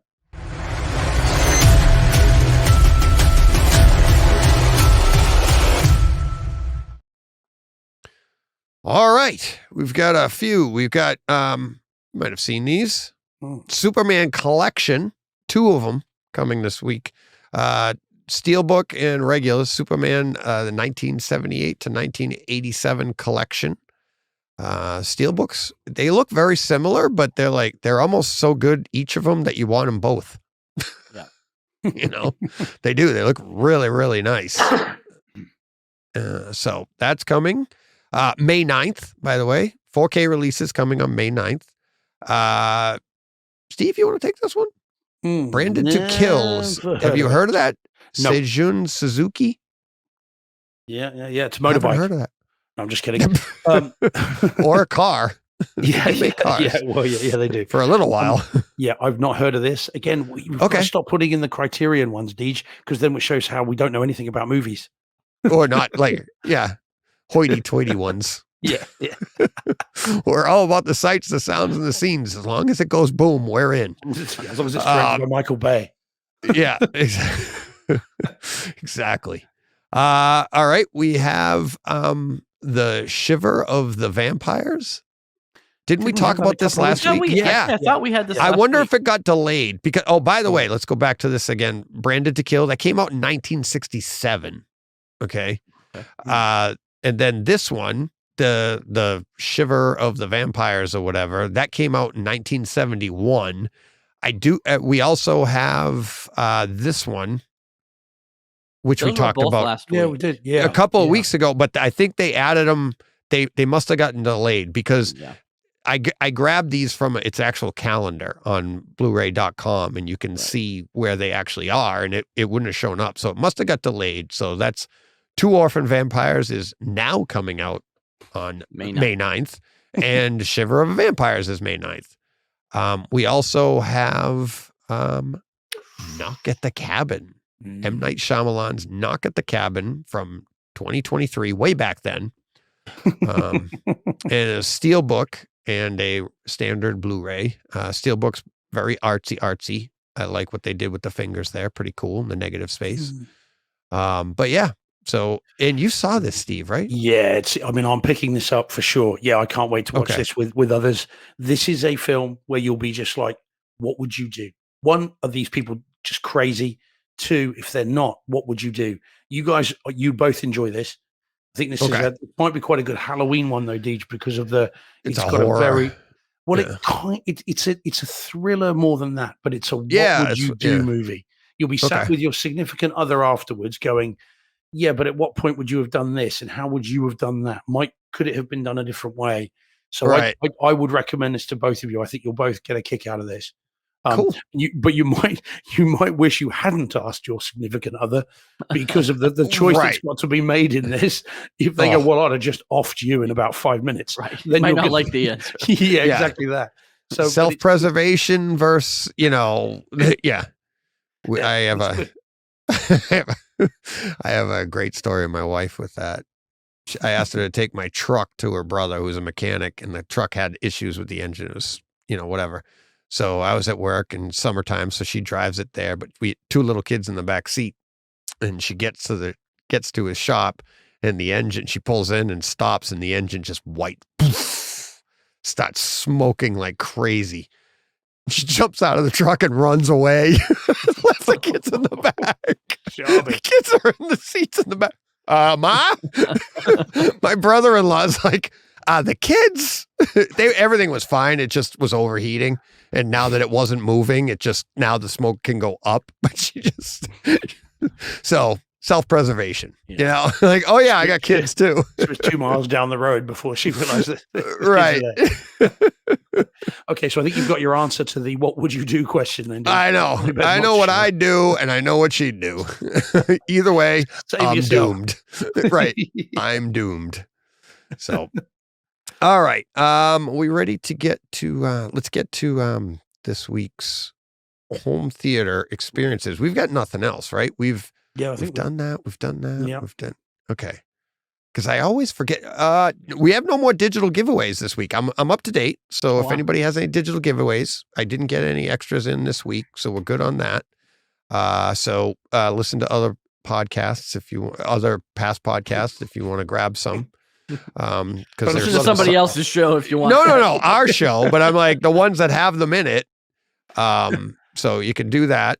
And but yeah, so let's get to this week's real home theater experiences. That's our.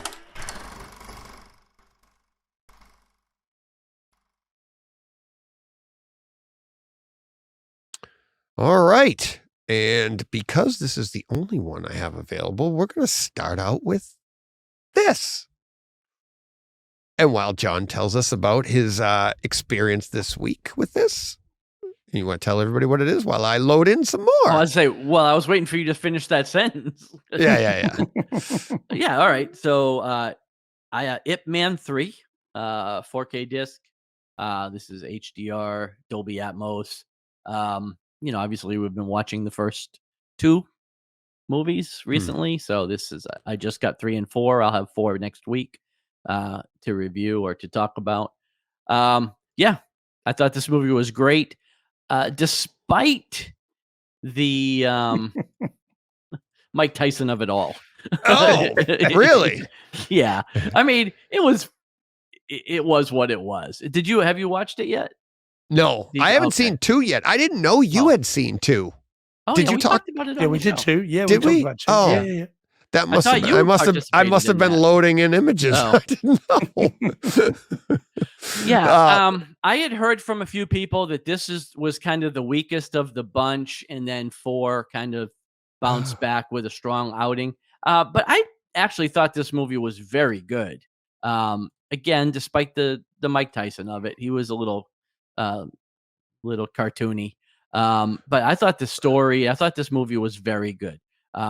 Again, a really, really good sound, excellent Dolby Atmos, good HDR. It looked great, sounded great. I really enjoyed it. So can't wait to watch number 4. But yeah, Mike Tyson was a bit cartoony, I thought. Too cartoony Really? for my taste. Yeah. No he's Oscar not nominations. He's not an actor. Let's put it that way. Right. He is not an Well. actor. But I thought this was had the most poignant story of the three so far. This was definitely it moved. It had some tear jerk moments. I guess it was moving. But other than that, I thought it was excellent. So, Steve, I don't know if you watched it this week, but I know you've seen it. Yeah, I have seen it, but I watched some select scenes this afternoon. I did a DJ, running short of time. Right. So I just thought I'd scout about it, but I have seen the film numerous times, including the 4K disc, to be fair. Right. So having finished one of the other movies we're going to talk about in a bit, I then thought, right, because I, as you guys all know, and anyone that's watching or listening knows, I love these movies and this genre. So I thought, right, I'll put it on, and I went to the sort of the school fight, as it were, the massive fight by the school, then the Tyson fight, and it's stunt casting all day long. There's no doubt about it, for sure. And then the last sort of fight as well. It's a really fun film. It is definitely the weakest of the four. It is by not some that sort of doesn't mean that it's not a good film. It's just not quite to the standard of 1, 2, and 4. 4 definitely kind of gets it back on track. But it's still a good film, and I agree that there is some poignancy there. There is some tragedy that strikes Ip Man in this, and it's done actually as far as these movies go. I think it's done with a lightness of touch and an empathy that you don't normally get in this kind of genre. Generally, it's very operatic, isn't it? It's OTT and whereas it's actually handled very sensitively, I think. And so I completely agree with you. In terms of the home theater experience, it looks beautiful. It's very slick, this one. By the time they get to these, they're spending real money on these. And so you've got it's all digital photography. It's got a proper cinematographer. They've spent real time on it, that you've got proper production value, and the 4K just brings that out. And it looks beautiful. You've got I suspect it's been shot either in 4K or maybe even 8K. I'm not sure. Because the every pore, every wrinkle, every mark, every facial hair, Tyson's tattoos, they're all absolutely 3-dimensional. It looks incredible. And there are a number of shots. Well, again, I wonder whether this has been filmed with HDR in mind, because there are shots through window with someone silhouetted with a window behind. And through the glass, you've then got, or through the window, you've got the bright light, which then gets you this sort of a kaleidoscope, not a kaleidescape, of colors, and you get this really lovely sheen as it comes through the windows. And it's like it's almost like the cinematographer going, "Look, HDR," before there was HDR. So this kind of looks like it was shot with that in mind. And so it looks beautiful, and all the way through, it looks really good, even if it's in a dingy apartment or in a nice sweeping kind of fight sequence. It's really, really nice. And I agree again. The Atmos sound is really nice, punchy, taut. There's bass to it. There's all kinds of stuff moving around. There's a nice moment, especially in the Tyson punch, the thundering punch. Feel you feel the hits going in. It's and like also he's like a tank, He is he is. But there's a nice moment in a fight at the end, an extended fight at the end, where at one point 2 characters who have got swords, or knife sword things, and they clang together, and the fight's being watched by 2 young children. And as the blades sort of scrape and squeal and go, the kids are holding their ears like that, and it's quite nicely done, because you kind of feel that too as they're doing it. So that's quite a nice little trick that they do. So it's the best of the 3 in terms of its home cinema experience so far for me, but it is the weakest of the 3, and luckily 4 gets it lovely back on track with a very cool extended Bruce Lee cameo, and then a really good story that goes along with it. So cool, really, really good. Deej, get it? You'll really like it. I have them all. I have them all. You do. Sorry, you do. Yeah, and I this is the one that I'm probably looking forward to for the home theater side, because Kaleidescape has it in DTS-X for some reason. Nice. Really? They don't have Atmos on any of them. They only have the 3. They don't have 4. But I bought all 4. And once I'm done with 2, which has, that's 4K Atmos. The Kaleidescape is just 1080p with 5.1, I believe. And then, but when you get to 3, it goes to, it's 4K with Atmos.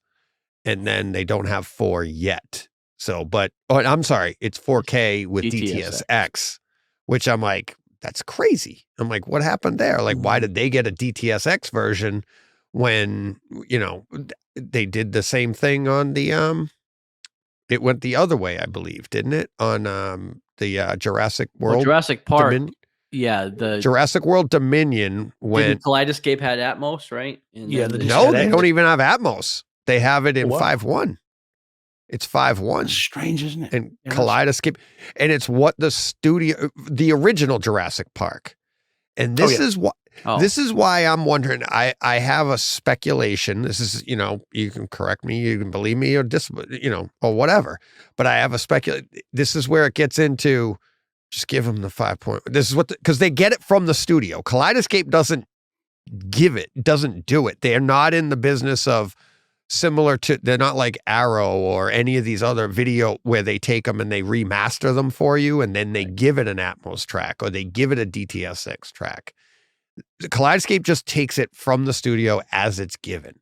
So did the studio just go, well, we're just up mixing it, so let them do it, and that everybody up mixes that anyway. You know what I mean? And it's like, now I've gone back and forth. And the Kaleidescape one, there's a little extra bass in the DTSX. There is a difference. But at the end of the day, when I jump around, it's way more convenient just to go Kaleidescape because you're not going to notice a difference. Traveling from one house to another, you wouldn't know which one you were listening to. Getting up and A-Bing from one format to the other where I can very quickly, yeah, you could see the difference. The DTSX is nicer, but it's not enough for me to be like, I got to get up, put it in my tray. I'm like, because I just watch a few scenes and then I go on to something else anyways. So, but yeah, so I'm looking forward to that one. That'll be good. It's really nice. I think you'll have a really good experience. I love them all. We're having a blast with all these. So be good. All right. I have all of yours loaded up, Steve. What would you like to speak upon next? Well, let's go in. Oh, do you know what? I haven't got my notes up. Forget what you saw? Yeah, let me look. Quite. It was that kind of week. Silence, Evil. Oh, yeah. Evil Dead Rise. Yes, please. Yes, there we go. Oh, yeah. So this was on a screener, so I didn't see it in the cinema, but I'm really looking forward to talking about this. So, so a screener, it's out in theaters, not out on disc yet.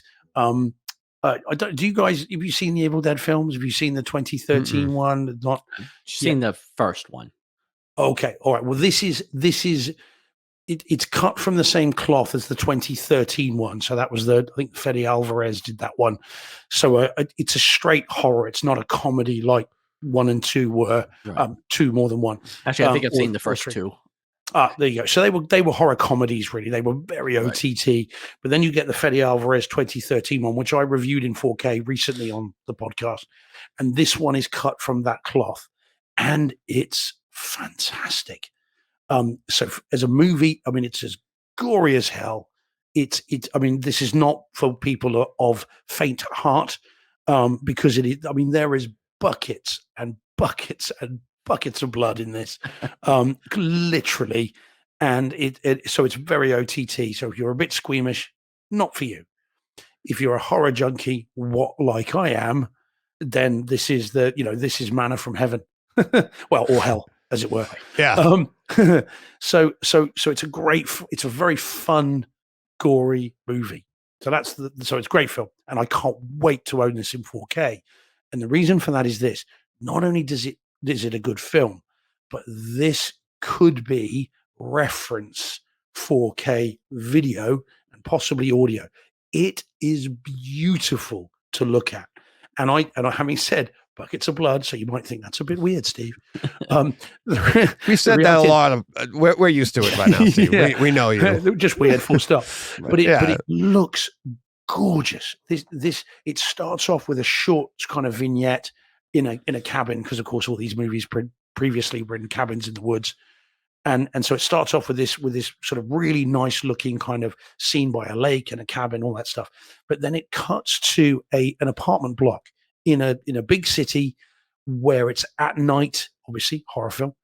And you've got fluorescent lighting, and you've got rain, and you've got kind of dark black, and you in these sort of really low lit interiors, and it is gorgeous to look at. The cinematographer behind this is going places. This is going to be it looks just beautiful in its kind of horror and its gore and everything else. And I know I'm not selling it well, but it looks like $1 million for a horror movie for us kind of gorehounds. It's been shot it looks like it's been shot by Roger Deakins. It's absolutely stunningly good to look at. And then if you then add that with the sound, and even on a screener, so it was only in 5.1, and I watched it in my in the cinema room, but it's not in surround. And so it's clear that this is going to be sonically fantastic as well. So I was really impressed with the look of this. This could, and I don't say that lightly, this really could be reference 4K video in terms of its dark and light and interplay with HDR and your blacks and your brights and everything else. It really could be fantastic, but I don't know whether the content, I mean, John, you'll be all right with it, but Deej, I don't know whether the subject matter is going to be for you. So I'm not even sure if it's a Halloween one necessarily. Yeah, we'll see. Yeah, I don't know. Really, I love the home theater side of it, though. I mean, like you said, the HD content and this will really, really look great when we get this at home. Properly, that is, because it looked fantastic on a screen at 1080p. So in 4K, this will look fantastic. So cool. I was really pleased with this. Had a kind of dopey grin on my face during most of it because of just how good it looked. Kind of like the poster. Well, quite. I get definite Smile vibes there from that poster. Yeah, and that's going to be deliberate, isn't it? Because Smile was a massive hit, right? But this is not. Don't be fooled by that. I mean, she's not smiling for a good reason, right? And you don't see much of that. Well, the title is Evil Dead Rise. I got to imagine it's not a good reason. It also has one of the coolest title screens of any film I think I've ever seen. When the title comes up, it does it in such a way that just makes you go, whoa. Yeah. So this really, really could be worth seeing. And interestingly, the woman here that's smiling, by the way, John, because I'll talk to you about it. In Vikings, the woman, not obviously, not the blonde Lagatha? lady, not Agatha, who was the one who replaced her with the dark hair, who was the chief's kind of daughter that came from somewhere else. I can't think I know you're talking about. I don't remember her name, but I do know it's her. She plays the mother in it, so that's her there. Yeah. Okay. And if I tell you that, you see it. You probably see it looking at that. Yeah. But she's really good in it. Yeah, and it's so it's great. This is way, way better than I hoped it would be. Wow. So I can't wait. And color me intrigued. Yeah. It's well I'm worth intrigued. it. I don't even like the movies. Like I said, you may not. Yeah, Deej, I'm not sure the subject matters for you, mate. But it looks and sounds phenomenal. I might have to go back and watch the 2013 version. Yeah, you don't need to see 1, 2, and you don't need to see. Well, and I've seen all the Ash Army of Darkness stuff. Yeah, you don't need to see those. See the 2013 one, which is out in 4K and is also really nice, right? And ready for this one. Not that there's a direct continuity. It's just so you've got some idea of what to expect. Yeah. Right. But yeah, it's great. Yeah, really, really good. Cool. No, all right. Mhm. Let's see. That's a good one. Let me see. Should I go? Let's get to this one that we chatted about, I think, before show. This is really interesting. It's a quick one. I didn't take notes, and this is what I'm so intrigued about is, Steve, why don't you lead us off with, what do you have to say about this? Like, I'm shocked because it's not your favorite movie.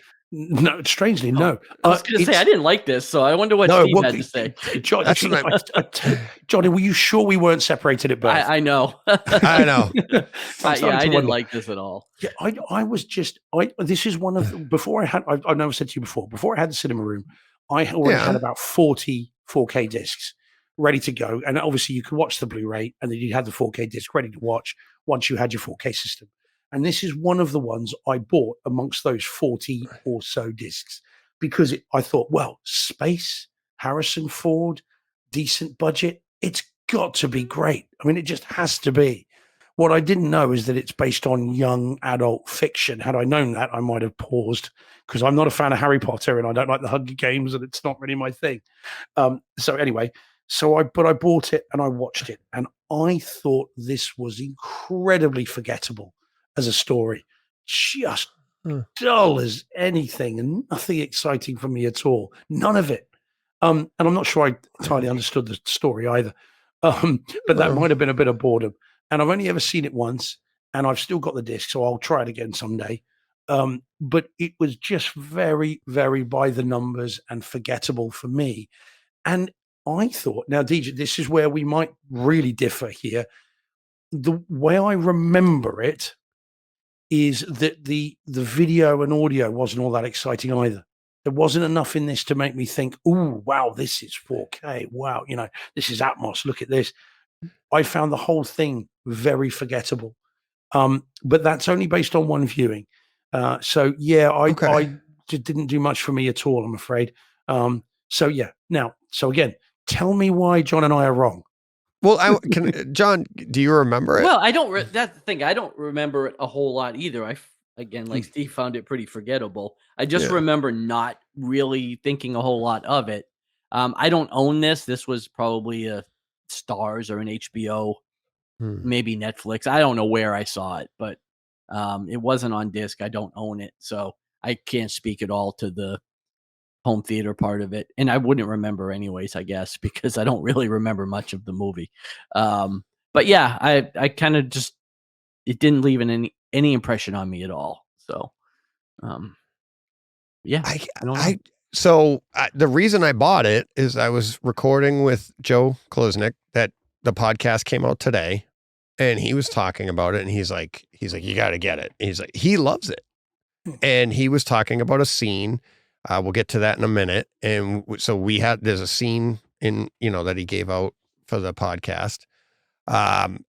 And I was like, all right, yeah, well, and I, like you guys, that's what I had heard about. I'm like, it's not that good, blah, blah. So it, when you have stuff on your list, you're not going to add it. You're not going to add in something that was supposedly mediocre, but I like Joe. I respect Joe. He's got, so I'm like, all right, I'll give it a shot. So I literally bought it when we were on the podcast, and I think that night, I watched it because I had time when we were done or whatever. The next morning, maybe, because it was raining. And here's the thing, I didn't take notes. It was like I was a kid again. And that's what I loved about the story, because the story was about, it's about that kid, and he's, I'm not that kid. He's a genius, right? He sees things in a different way. He sees moves ahead. And that's what I liked about Ender's Game. His name is Ender. Right. I didn't know that until I saw the movie, but that's also a chess thing. End game. You're in it's chess. It's moves ahead. It's thinking all of these things. I actually predicted this movie. Like you said, Steve, it's by the numbers. You're right.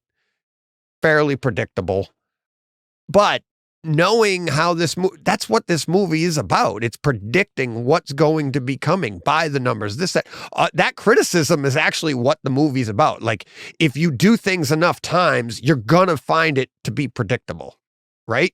That's the entire movie.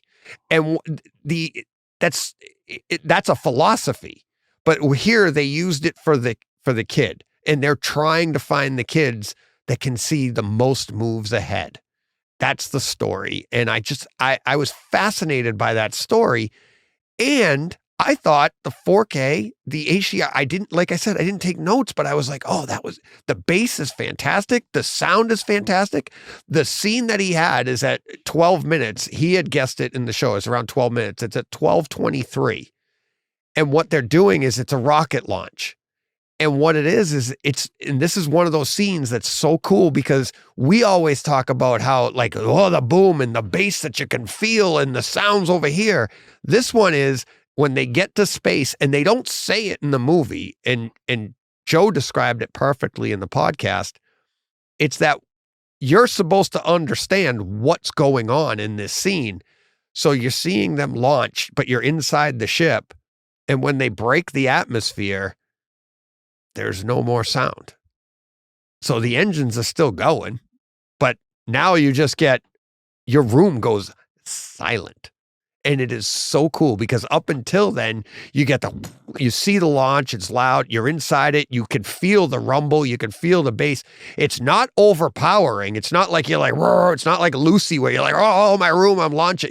It's not like that at all. It's just a subtle, low rumble that you can feel in your room. And then when it's gone, that's when you notice, you're like, what happened? And it feels like you're in space. It's really, really cool. And I was glad he brought it up. I'm glad he mentioned it. I loved it.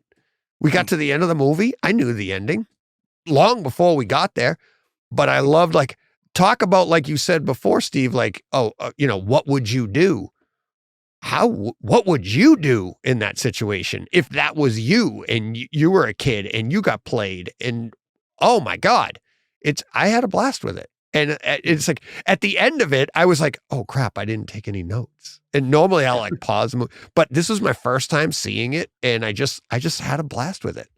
So really way more than I thought I would. And to be fair, that's probably because for years I was like, it's not supposed to be very good, but, and Joe did a great job. He didn't really talk it up. He didn't tell me it's the best movie ever. He's just like, great home theater experience, have fun with it. Boom. And I did. I'll revisit that scene. I will have another look at that. I mean, I see Paul in the chat again saying similar stuff. He said he thought he might have fallen asleep before it got to the end. No, that's fine. I mean, it's not dreadful. It's not. I didn't think it was offensively bad because it's still in the collection, so it must be all right. But it was just forgettable. It was very much been there, seen it, and seen it better, I thought. And again, as we talked about earlier, the Ben Kingsley, who was clearly trying to approximate a New Zealand accent for reasons that are unclear, because one, he can't do it, and two, not quite sure. I mean, it's good to know that there are still New Zealanders in the far future, and also that. Nice. I mean, tell me this, guys. These days, bearing in mind this goes back a little while now, this must have been in the teens, 2000 teens. Would you be allowed these days as a white actor to have Maori tattoos on your face like that, or would that be cultural appropriation, do you think? Just wondering. I don't know. Yeah, I'm not sure they get away with that. Given now. Today's climate, I don't know that you can get away with it. Yeah, because he's got no, But anyway, it's just one that it just occurred to me. Yeah, yeah. I don't know. It's But there we go. I will give that scene another go, DJ. I'll let you know kind of what I think of that. I'll give that a whirl. Yeah. And I'll watch it maybe one day, but it would have to be. There's nothing else. Yeah, because it was rare. You had 2 weeks off from work. You had nothing else to do. You're out of material. Body. I was in a cast. I couldn't move other than just to hit play. It was in the tray already. But it was a rare thing for me because I'd heard the disc was good, and so I when I watched I do think it's very good. Of all the collection ones I had at that time, this was the one that was like kind of Blu-ray-y. Is how I remember it. So I'll give it a go. I mean, again, I've seen lots since. So I do think. I mean, for anybody that hasn't seen it and it is wondering, but so I think this is fun. Like, I'm not making fun of Paul. Paul knows that because you guys have cliche ridden. Maybe I missed the point. Seems to take awfully long time to get to the point. I might have fallen asleep before it got there. That the cliche ridden part is. That's like I said to you guys before. I'm like, that's kind of that's what they're doing here. That's the idea is we're looking for patterns. We're looking for these things. So, and that's kind of what we do in movies. I'm going to be saying this again with another show, another thing John and I have been watching that I like when movies do this. And I'm wondering if the person that wrote this, when it's actually based on a book, Joe said, I'm wondering if when the story was written, that's what they're, talking about. It's like, it's things happen in cycles. These things, when you think you found something new, it's not. It's you got to find the patterns. How do we find the patterns? What happened here? How do we find the patterns? Because that's how and I love that opening line. It's like when you know your enemy, that's when you love them, because when you finally get to know them. But now that was your enemy, and I thought that was really cool too. But that's the idea. And it's like, while you guys were saying like it's cliche and stuff, it's like, that's kind of, all of those terms are kind of what that movie was basing itself on, I think. So at least that's the way I saw it. So, but to each his own. I'm not arguing with you, because many, many more people have said what you guys are saying. I just really liked it. So yeah, which is cool. And like I said, I'll give it another go at some point. I will, and I will try that scene. 12 minutes. Don't hurt yourself. In about 12 minutes, yes. 12 minutes and 13 seconds. What did I have? Hang on. 12:23 I had. All right, I'll give it a go. Something like that. So, all right. What do you want to go with next there, John? You're up next. Well, I only have two more, so I think we're both going to talk about one of them. All right. You want to do that one? Or we could do the other one first. It doesn't matter. Yeah. Why don't you do your other one then? Okay. Boom.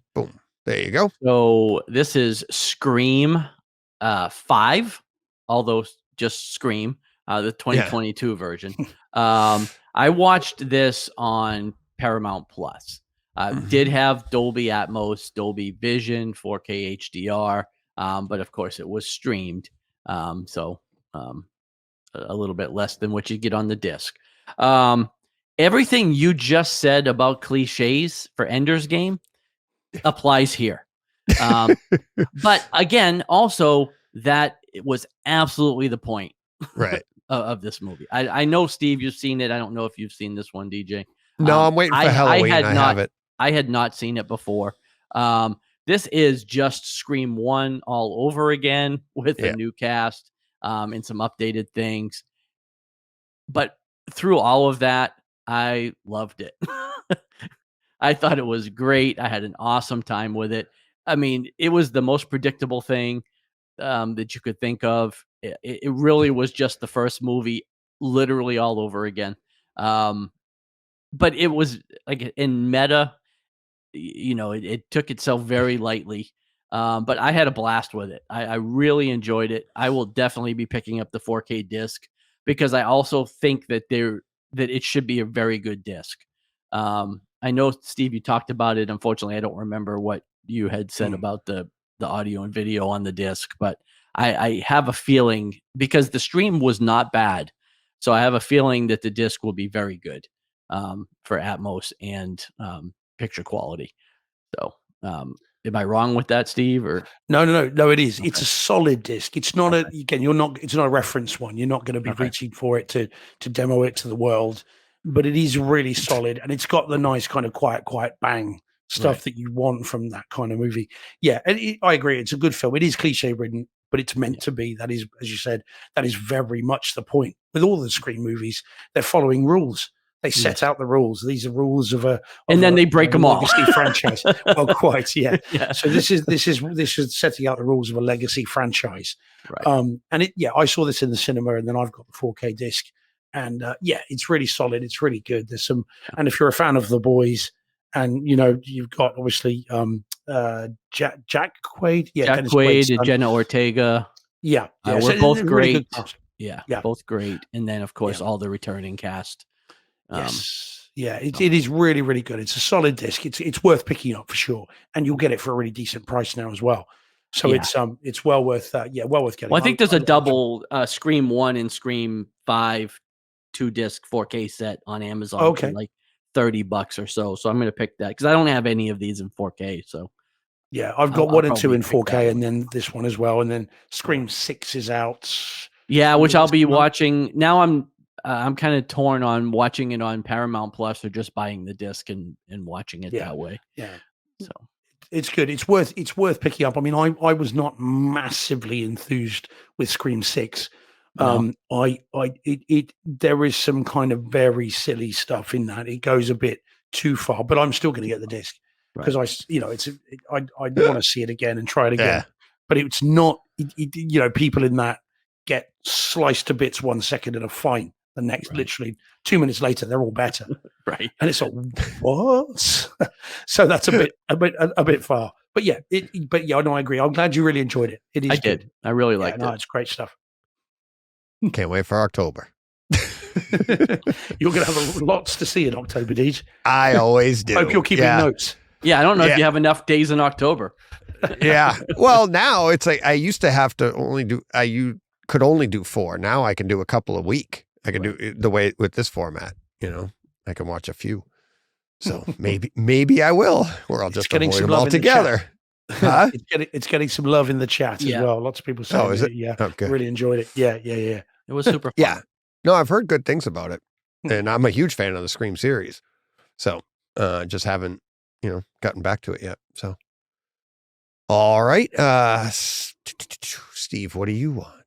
Okay, so time is starting to get away from us a little bit, or for me anyway. Yeah, so I might, I'll hour. rattle through mine a little bit more quickly than I might have done. Should we do Silence of the Lambs next? Yes, absolutely. Okay. Now, this is one that we talked about a while back. So I know you're waiting to see it with Jen, aren't you, Deej? You've got it again, saving it for October. I bought it on release day and hoping to see it that October, but no. So this is the Kino Lorber reissue of it, and I had imported it as well. Only recently, someone in the chat or a listener or someone had said, "Oh, Steve, get it and let me know what you think of it." And so, I imported it. So really quick, the movie's the movie. If you haven't seen Silence of the Lambs by now, you're either not a horror fan or you're not. It's just not for you. So I don't think we need to say anything about the movie other than it hasn't aged a day. Yeah, it's still very, very good. It's such a well done film. I really want to talk though about the disc because I think this disc is reference for how to do an older movie of this type. It is beautiful within the confines of this kind of film. It's scary how good. Like you put it, you're like, because I've flipped through it. I want to see the whole. I've seen the whole thing, but I want to enjoy it as its full feature with Jen. But flipping through it when I first got it, I was like, oh my god! You don't expect that, No, exactly that. And because it's a movie that's told in close-ups and it plays with close-ups. So you've got a sequence where you've got, again, people know, but where you've got two characters and as they flip between them, the camera is getting closer and closer and closer to them. And I mean, there's one point, I never saw this in the cinema. This was 1990. I was in Spain and this was not the sort of film that you'd see in the summer and, in an outdoor theater. So I never saw it in the cinema. When the time I'd come back from Spain, this had long gone. So watching it in the cinema room, even on a tiny 75-inch screen, this is the biggest screen I'd ever seen it on. And so this is the first time, though, that I felt the sheer claustrophobia and the fear of Anthony Hopkins just staring right at you, and the 4K, the HDR and the detail levels, it genuinely feels like he is stood over you, staring right at you, and it goes right through you. It's incredibly effective. And because of the 4K, you can see every little minuscule, the capillaries, in his eye. You can see the little blood vessels. You can see the wrinkles. You can see the stubble that he's got. And it's absolutely breathtaking. It really is. The quality of it. And you still got all the grain. It's not been scrubbed. It's all still there. But it looks fantastic. And the ending with the Jane Gumm's apartment has never looked more threatening. Has never looked more... I don't want to be in that room. The scene with the light, when the lights go out and the flash and the... the noise. I went right to that because that's one of Jen's favorite scenes too, because it's just that's the edge of your seat scary when you see it in a theater and you're like, oh my god, it's like, but seeing that again with HDR and the lights go out and it's just it's insane how I don't know. Sometimes you put on a movie and you just have you lower your expectations, and when something like this hits you, you're like, when was this made? Like what the? Well, quite. And it just and bearing in mind how washed out the color is at times, you've got what leapt out at me this time is Jodie Foster's blue eyes She's got lipstick on. It just comes off the screen that little bit more, and then all the other detail that goes with it. Now, having said this, as I said, in my view, if you asked me, I would say this is reference 4K in terms of an older movie being upgraded and updated. And yet, I had a mini tantrum on Twitter because I still had 3 or 4 people drop into my review when I said this is excellent, saying, and I quote, one of them said, the transfer is FUBAR. Why? They said, "Oh, well, the first 20 minutes is a little green." Apparently, I started typing my lengthy response, and then halfway through, I thought, "Can't be bothered," so I just deleted it and blocked them. Yeah, exactly. I just couldn't be doing it because it's nonsense. It's nonsense. I didn't want to. I block stupidity. It was just so ridiculous. Yeah, because objectively, this is a beautiful transfer. I think. Right. Yeah. Objectively, I think. Objectively, it's an objective. Yeah, it's objectively really good. So I get that, but I don't get how people can whinge at this kind of release. It's fantastic. And Paul, just because he's in the chat saying about it, get this, import it. You'll pay it. It'll cost you a bomb because it's not cheap, but get it because it's fantastic. It really is good, and I'm glad, Deej, you feel the same way. Yeah. Is it one for you, John? Is this one you pick up? I love the movie. I don't have it in 4K yet. Like Paul said, I've owned it in just about every format that it's come out on. Me too. Laserdisc. Yeah, absolutely love the movie. Yeah. So, I mean, on your but I screen haven't seen as well. it in quite a while. Well, on your screen, with the lights out, again, Deej will be the same. The oppressive nature of these close-ups. It really does feel you've got him looking boring right into you. It's so much more effective. No, I did see this in the theaters, but again, it was 33 years ago, so I don't really remember. It's great. Yeah, I look forward to hearing what you think about it if you pick it up. And same with you, Paul, as well. I'm really curious to see what you think. Yeah. All right. So that's that one. So much for quick. Sorry. All right. Yeah. Well, when it's good, you gotta go. When you gotta go, you gotta go. All right. John, you want to do? We'll do this one. Sure. My next one, because I have this, and then I only have one other. So we'll go with. I have that. We have Citadel. Yeah. Streaming. On Amazon Prime original from the Russo brothers. Right. And John saw it as well, and it. Why does it always look so much redder than yours? I don't understand. I don't know. I just take them with my iPhone. That's not what your screen looks like, though? No, right? It looks like yours. Phone. Yeah. Okay. So I don't know. Check your phone settings, maybe. Yeah, I don't know. But anyway, same. Yeah, 4K HDR Atmos. No, I didn't have Atmos. You didn't? No. I did. I had Atmos. I did not. And what's funny is this is Apple TV.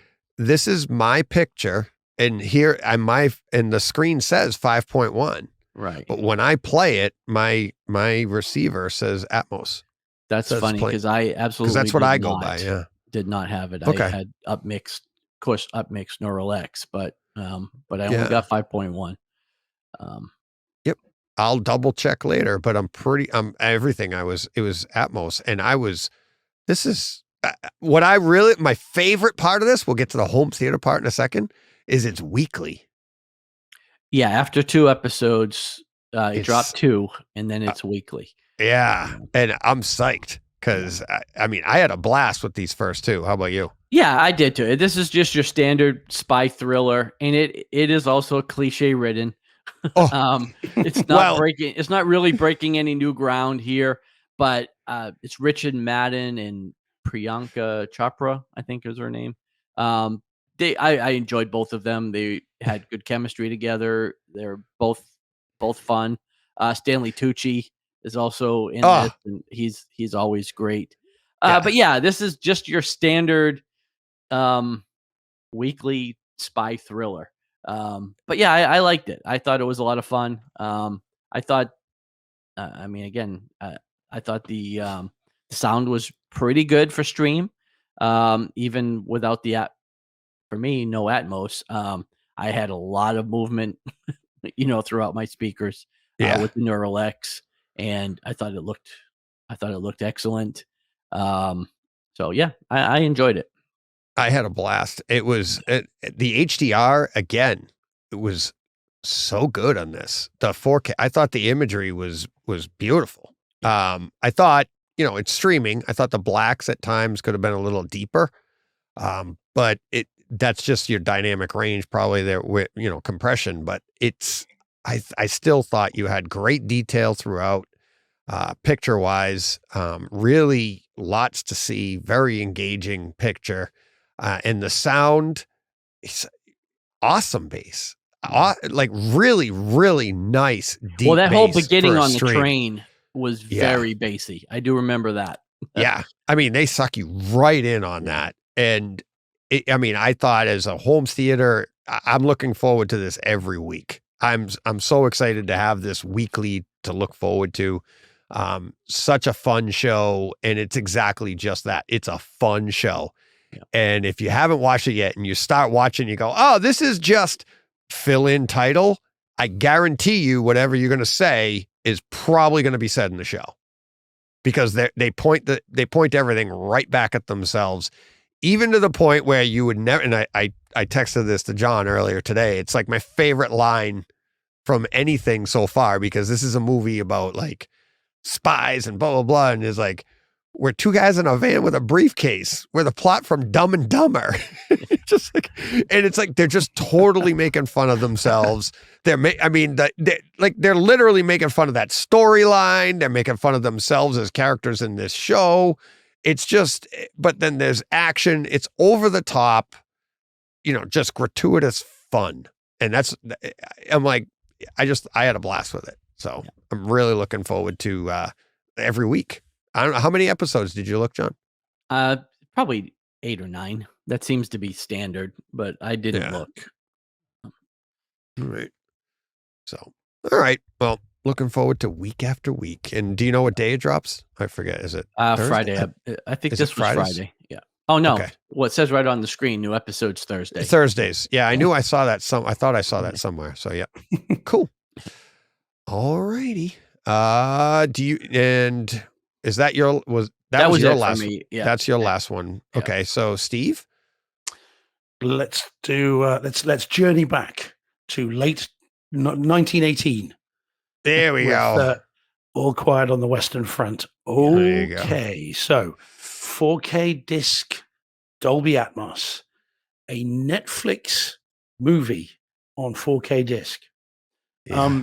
The question about, because this was, you and I, all three of us, talked about how good this looked and sounded on Netflix. Right. The question as to whether or how much better it would look on disc and sound on disc has been answered. And I'm very pleased to tell you, night and day. Yeah. Oh.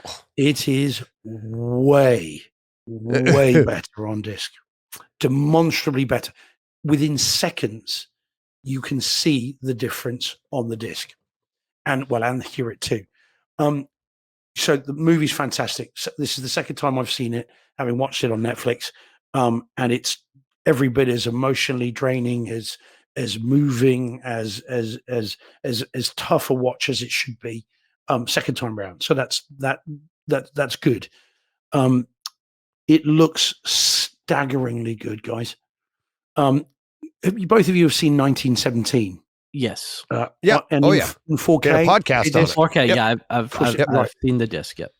Okay, and that's a great disc, isn't it? Looks amazing, sounds amazing, all the rest of it. This now is a perfect companion piece to it, because as good as 1917 looks, this looks as good, if not better, because this also has then all of those lovely nature establishing shots and the cinematography of this.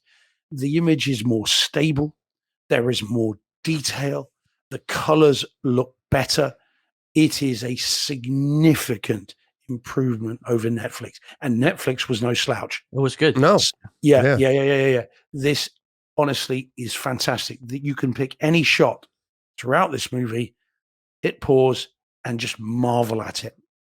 It's fantastic. So that question is answered. Audio wise, I remember saying on the show when we talked about this that I thought the bass could go deeper. That initially, at least, I thought that took some time to kind of bed in because it got better as it went on. From minute one, you get proper bass on this. So right from the start, exactly as you wanted. There are, you've got that sequence where the camera is kind of hovering over the trenches at the very beginning, and you can hear explosions going off, and they've got much more presence that feels like it's in the room. Whereas on the Netflix one, there was just that little bit lacking. That penetration was lacking. It's not Lucy. It's not going to shake stuff off the walls, but it is properly what you'd want from a movie like this. So I was very, very pleased with this disc. It's been a great week for 4K disc because this is Silence of the Lambs. I mean, it's really, really good. So I have a question for you, Steve. Yeah, go on. Yeah. Because in Netflix, you only got Atmos in the original German. Did you check the disc to see if Atmos carries throughout the other languages? I did look, and from what I can recall, there's loads of languages on this, absolutely loads. I think it's the same. I think it's only the German that has the Atmos. I think the English, not that anybody should be watching an English dub of this. Right. Yeah, which and I think that's DTS HD. It does default. You've got to be a bit careful though, because and I might as well say this to everyone, when the disc boots up, it comes up with a list of languages. So you've got English, German, everything else. So when you select, now I selected German because I thought, well, that must be right. But what happens then, if you select that, you get the German language for your titles and everything. Cards. Yeah. Right. And it defaults to English. Bizarrely, don't ask me why.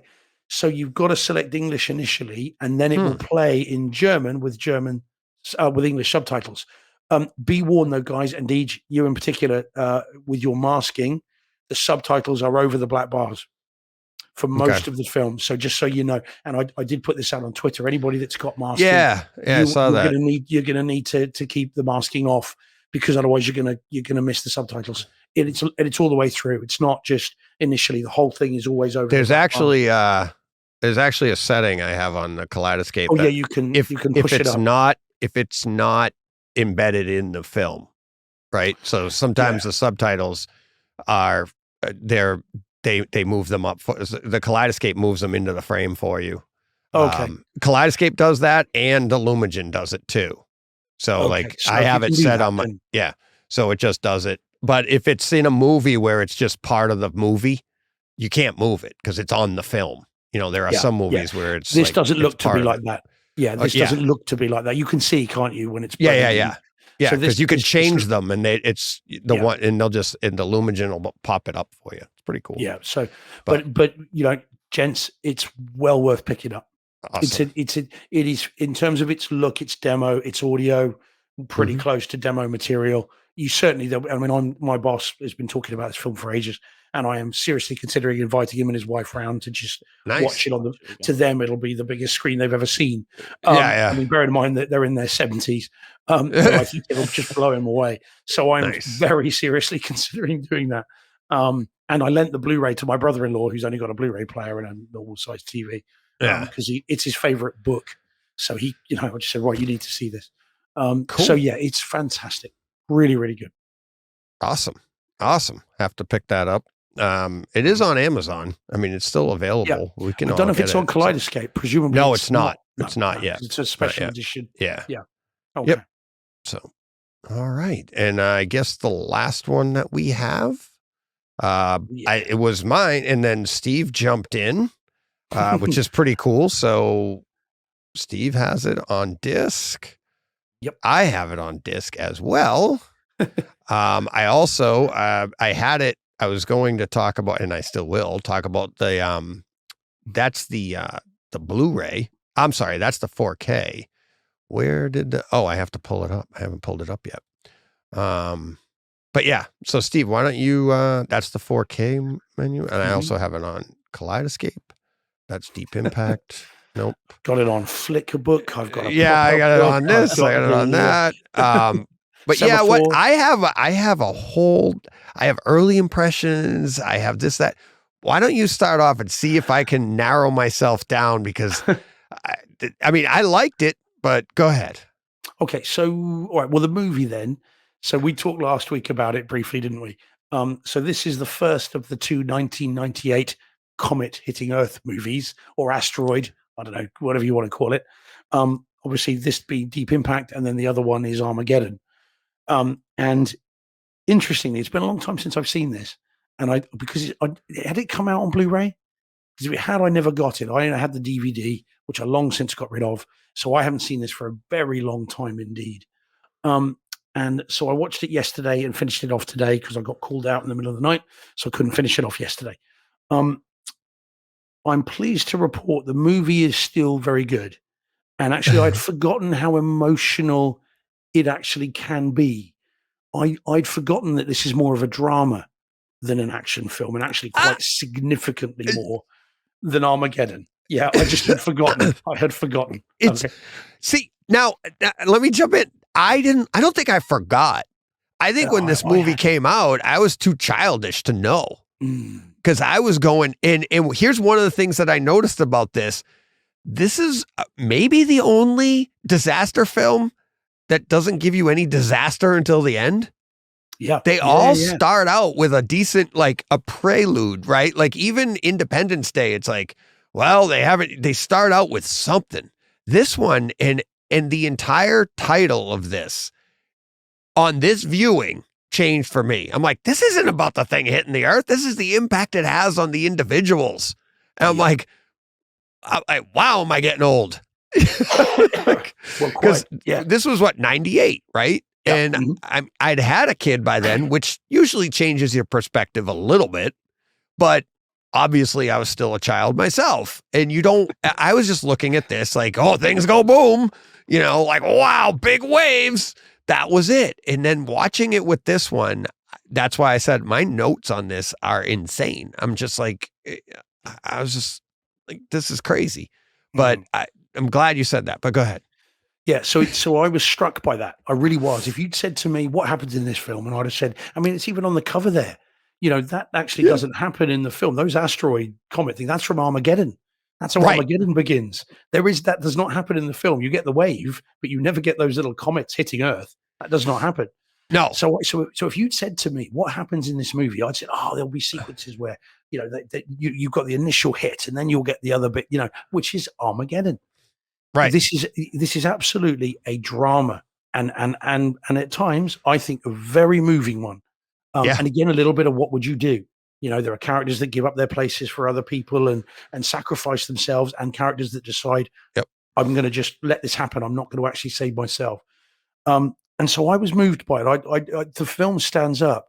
The effects are showing their age. And I suspect this is where, because they've leaned on CGI here, whereas Armageddon used CGI and a lot of model work. And so Armageddon's effects stand up better. And I've seen it not that long ago on Blu-ray.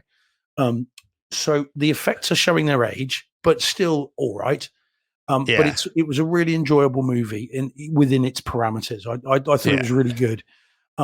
So in terms of the home cinema, I think this is, by the way, a character in this, of course, says, look on the bright side. Yep. I know. Yep. Just like we had with the core. The core. Yeah. Same thing. Funny. When I heard it, I was like, I was watching it with a. Do you remember what buddy?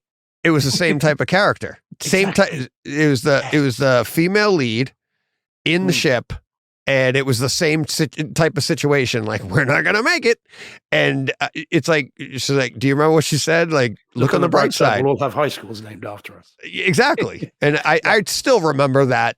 I couldn't remember which movie it was, but I've always remembered that line. But yeah, it's like I heard it and I didn't grab it like I did the last time. But yeah, look on the bright side. I was like, there it is. Yeah. Well, my little viewing buddy, I was watching it with him, and he was like, so yeah. Well, so that was good. But yeah, so it I think this is a really solid looking disc within the parameters again of its age and everything else. It's another good, solid Paramount release, and there are some really nice bits in here that look really good. Obviously, the effect stuff is quite soft. Not much you can do about that. But the some of the exterior shots, there is a beautiful shot of Tia Leone and her mum, I can't think of the name. She's a very famous actress. Yes. They are stood in front of the lake. What's the lake in front of the Capitol The building? reflection pond? What you said. That- Yeah, there you go. yeah, That'll be yeah. it. Yeah, on reflection. I think that must be what it is. There is a beautiful shot of them stood in front of it, and the water seems to be moving behind them. Yeah. And that looks almost three-dimensional. I was like struck by that. It was really nice. So I think it's a really solid looking disc. The HDR is decent. It's well resolved. Everything looks as good as you could reasonably expect. And I think it is a leap over what I imagine a Blu-ray would have looked like. I haven't seen the Blu-ray because I don't think there is one. It's certainly better than the DVD from what I can recall. So that's the video. The audio is of its time. I think it's starting to sound a little dated, which is not its fault. You want to hear my first note? Yeah, my first note on sound. My first note. Yeah. It's a C flat, but no. My first note on sound is sound is basic. I said there's some ambient sounds, but this reminds me of a 5.1 sound after hearing years of Pro Logic. Yeah, and you know what I mean. And it was like it was nice, and it was definitely 5.1. It was definitely I mean, your room. There was some nice. There's some scene at the end where you hear the comet fly over and it goes in front of you. Great bass, real nice vibrations. And then as the scene pans and you're looking at different characters on the road, the comet's going by you and you see it in the reflection on a car window, but it's behind you and you hear it going left to right behind you. It's fantastic. But I think this note, what I'm noticing at the beginning, these are very early impressions. This is all before we even see Morgan Freeman. This is just my general feel of as we got into the movie. And it was because, like you said, it's a drama. I had this same thing. I'm like, it's a drama. It's not about the sights, the sounds, and the scenes. This is about the story. It's about the people. And I mean, there are sights, sounds, and scenes to behold, but it's not until later. And that's not the focus of the movie. Yeah, it is quite front heavy. Ralph Potts said the same, to be fair. Ralph said it's quite a front heavy film. There is ambient noise behind you until the comet, but I did have an interesting moment in it where it was not very far into it. I was on my phone. Because I've seen it many times. This was yesterday. And as I said, I know the film. So I was on my phone looking at something for some reason. Might have been something on IMDb. Anyway, and suddenly the ship takes off, the launch. Yeah. And I was on my phone and suddenly the subs just went and the thing took off and I nearly dropped my phone. No. That wasn't you. I have my note at 3841, sudden launch. I wrote, wow, really nice sudden bass. It's like they literally cut away from another scene. And then all of a sudden you're like, whoosh, and you're like in your room, like, what the hell was that? I nearly dropped my phone. Yeah. It was wow. That comes from nowhere. Yeah. I thought it was great. So it's so much fun. I'm really glad I've got this in 4K. And John, it's well worth picking up, and I would, definitely recommend it. Paramount are, doing all right at the moment. I like the way they're doing these. So yeah, who do we have to pray to get the Armageddon note? That's still my the one. And yet I feel stupid even as I say that, because clearly, again, we talked about the difference between a film and a movie. Yeah. This is a film, isn't it? Right. I would say. Whereas Armageddon's a movie. So remember last week you were like, Armageddon's the better home theater experience, but which is the better all around? I don't know if it's like apples and oranges now, isn't it? Yeah, it is. Exactly. That's exactly right. Yeah. You can't really compare them. And that must be why back in 98, I would have told you at that point, after I came out of Armageddon, that Deep Impact was better. And yet since then it's Armageddon. But they are exactly that. Apples and oranges, completely different movies with a completely different intent. And that can only be why they were even put into production at the same time. Because otherwise, surely if they were exactly the same and they were jingoist flag waving movies, they probably wouldn't have both got to the production phase. But they are clearly very different movies. So I was especially really now. happy with this. Yeah, I'm really glad to see it again. Yeah. So I recommend it. Comparatively, I started out, I had this on Kaleidescape last week, and the 4K disc came out today. So I started my comparison with the Blu-ray, and I was just like, well, okay. Everything I thought about everything being this or that, or it's basic. It's like, I mean, the Kaleidescape version blows away the 1080p, even the audio I thought was better. But then knowing the disc was coming out today, I ordered it, but I didn't think it would be here on time. So I got up and ran to the store and bought it this morning. And then of course I get home and of course Amazon's early today. So I'm like, donkeys. So I had it. So I was able to go through my scenes and be able to see any differences, or there weren't any there. I mean, it's what you're seeing on the disc is what I'm getting on Kaleidescape. It's that good, even to the point, and this is one of the things, I don't know if I've mentioned this before, but when you do ABs and you got to go A, B, A, B, A, B, A, B, and then move on to the next scene. And then in the next scene, maybe go B, A, B, A, B, A, because what happens is if, say, A is always disc and B is Kaleidescape, just for reference, right? And you always lead with one, you'll always favor that one. Or maybe, no, I'm sorry, you'll favor the second one. Because when you do the second one, you're noticing something the second time you see the scene that you maybe probably didn't notice in the first one. But when you go back, that's when you're like, oh. And when you start going back and forth, especially when you go to another scene, you start preferring, I should say, like that's when these things are identical. It's not you're like, oh, whoa, man, look at the difference. I didn't see that last time. Then you go, it's right there staring me in the face. I was just looking at something else on this scene, right? Yeah. That's how dead on these things are. And it looks that good. And it's, and obviously with the audio and stuff and I love doing that. I'm like, and sometimes there is a difference, but it's so minuscule that you'll be like, like it's really not worth mentioning, but I did hear it or I saw it or whatever. But that's when people say there's no difference between streaming and physical, like, whoa, now that's not even close. Yeah. So, but yeah, there was, I thought, I mean, going from the HD version, everything kind of looked flat and it wasn't as nice, but the 4K version, it was more, believe it or not, more vibrant. When you get this disc, if you haven't seen it in a while, your early impressions are probably going to be like mine. Like, there's really not a lot here. It's not, let the movie play out. You're going to love it. You're going to get those, when those comets go by and you get those bright lights and everything. And when they explode, they're going to come at you. Those are nice. But like you said, Steve, it's the special effects, a little bit like Air Force One, way, way outdated. Watching those comets fly through the sky, that was tough. Could have used the a water little bit more coming over the rendering. mountains. The water over the mountains just looks like it's a cartoon. It's like, yes, yeah. You can if you look closely, you can see the Roadrunner right in front of it. A Wile E. Coyote on a surfboard. That's it. You can tell the shots that were from the trailer because they're the ones that look like they've been properly finished. And then you've got other shots that are like, maybe another few weeks could have been spent on that. We still have this one. You want to put it in? Bear in mind, of course, there would have been a rush to get this out first before Armageddon, which was out 4th of July, something like that. It was was certainly, it was a height of summer.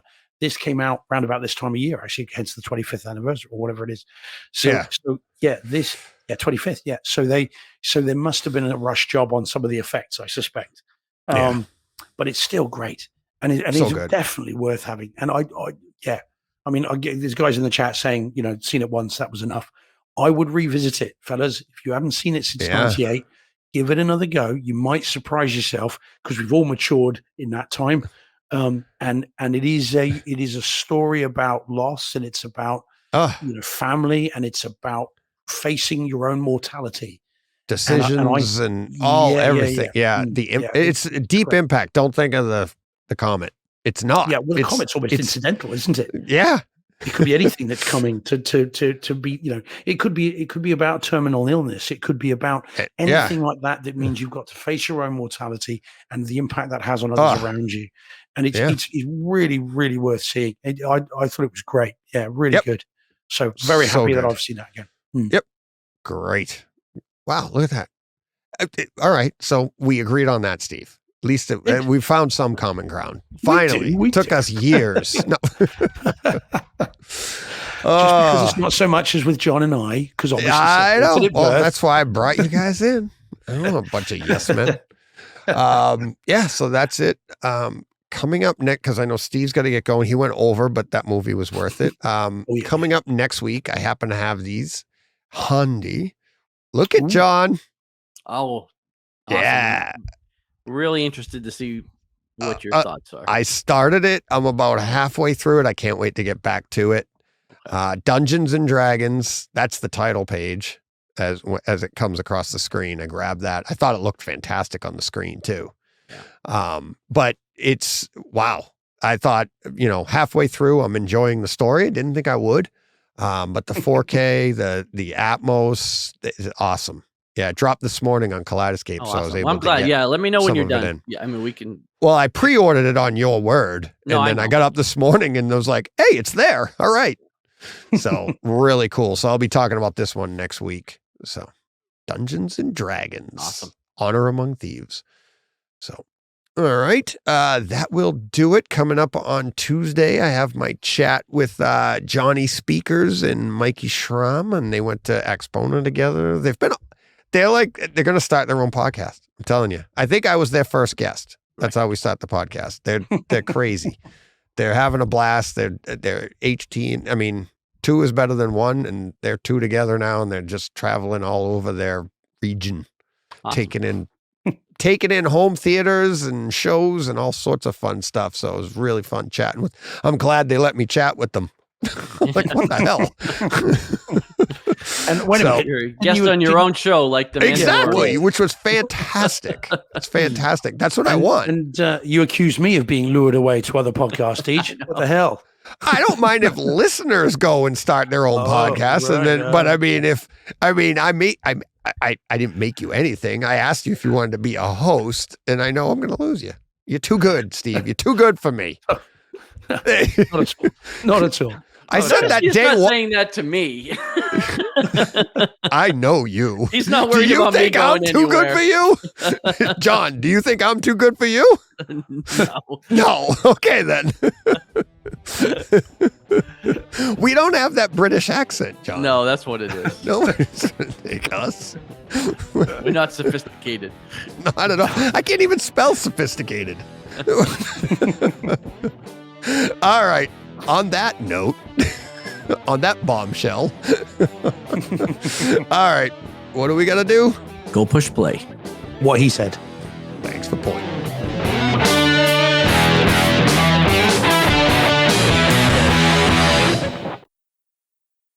Hey, Fred. This has been a Hey Fred production with theme music by Jeff Bernhardt and Throne Vault Productions.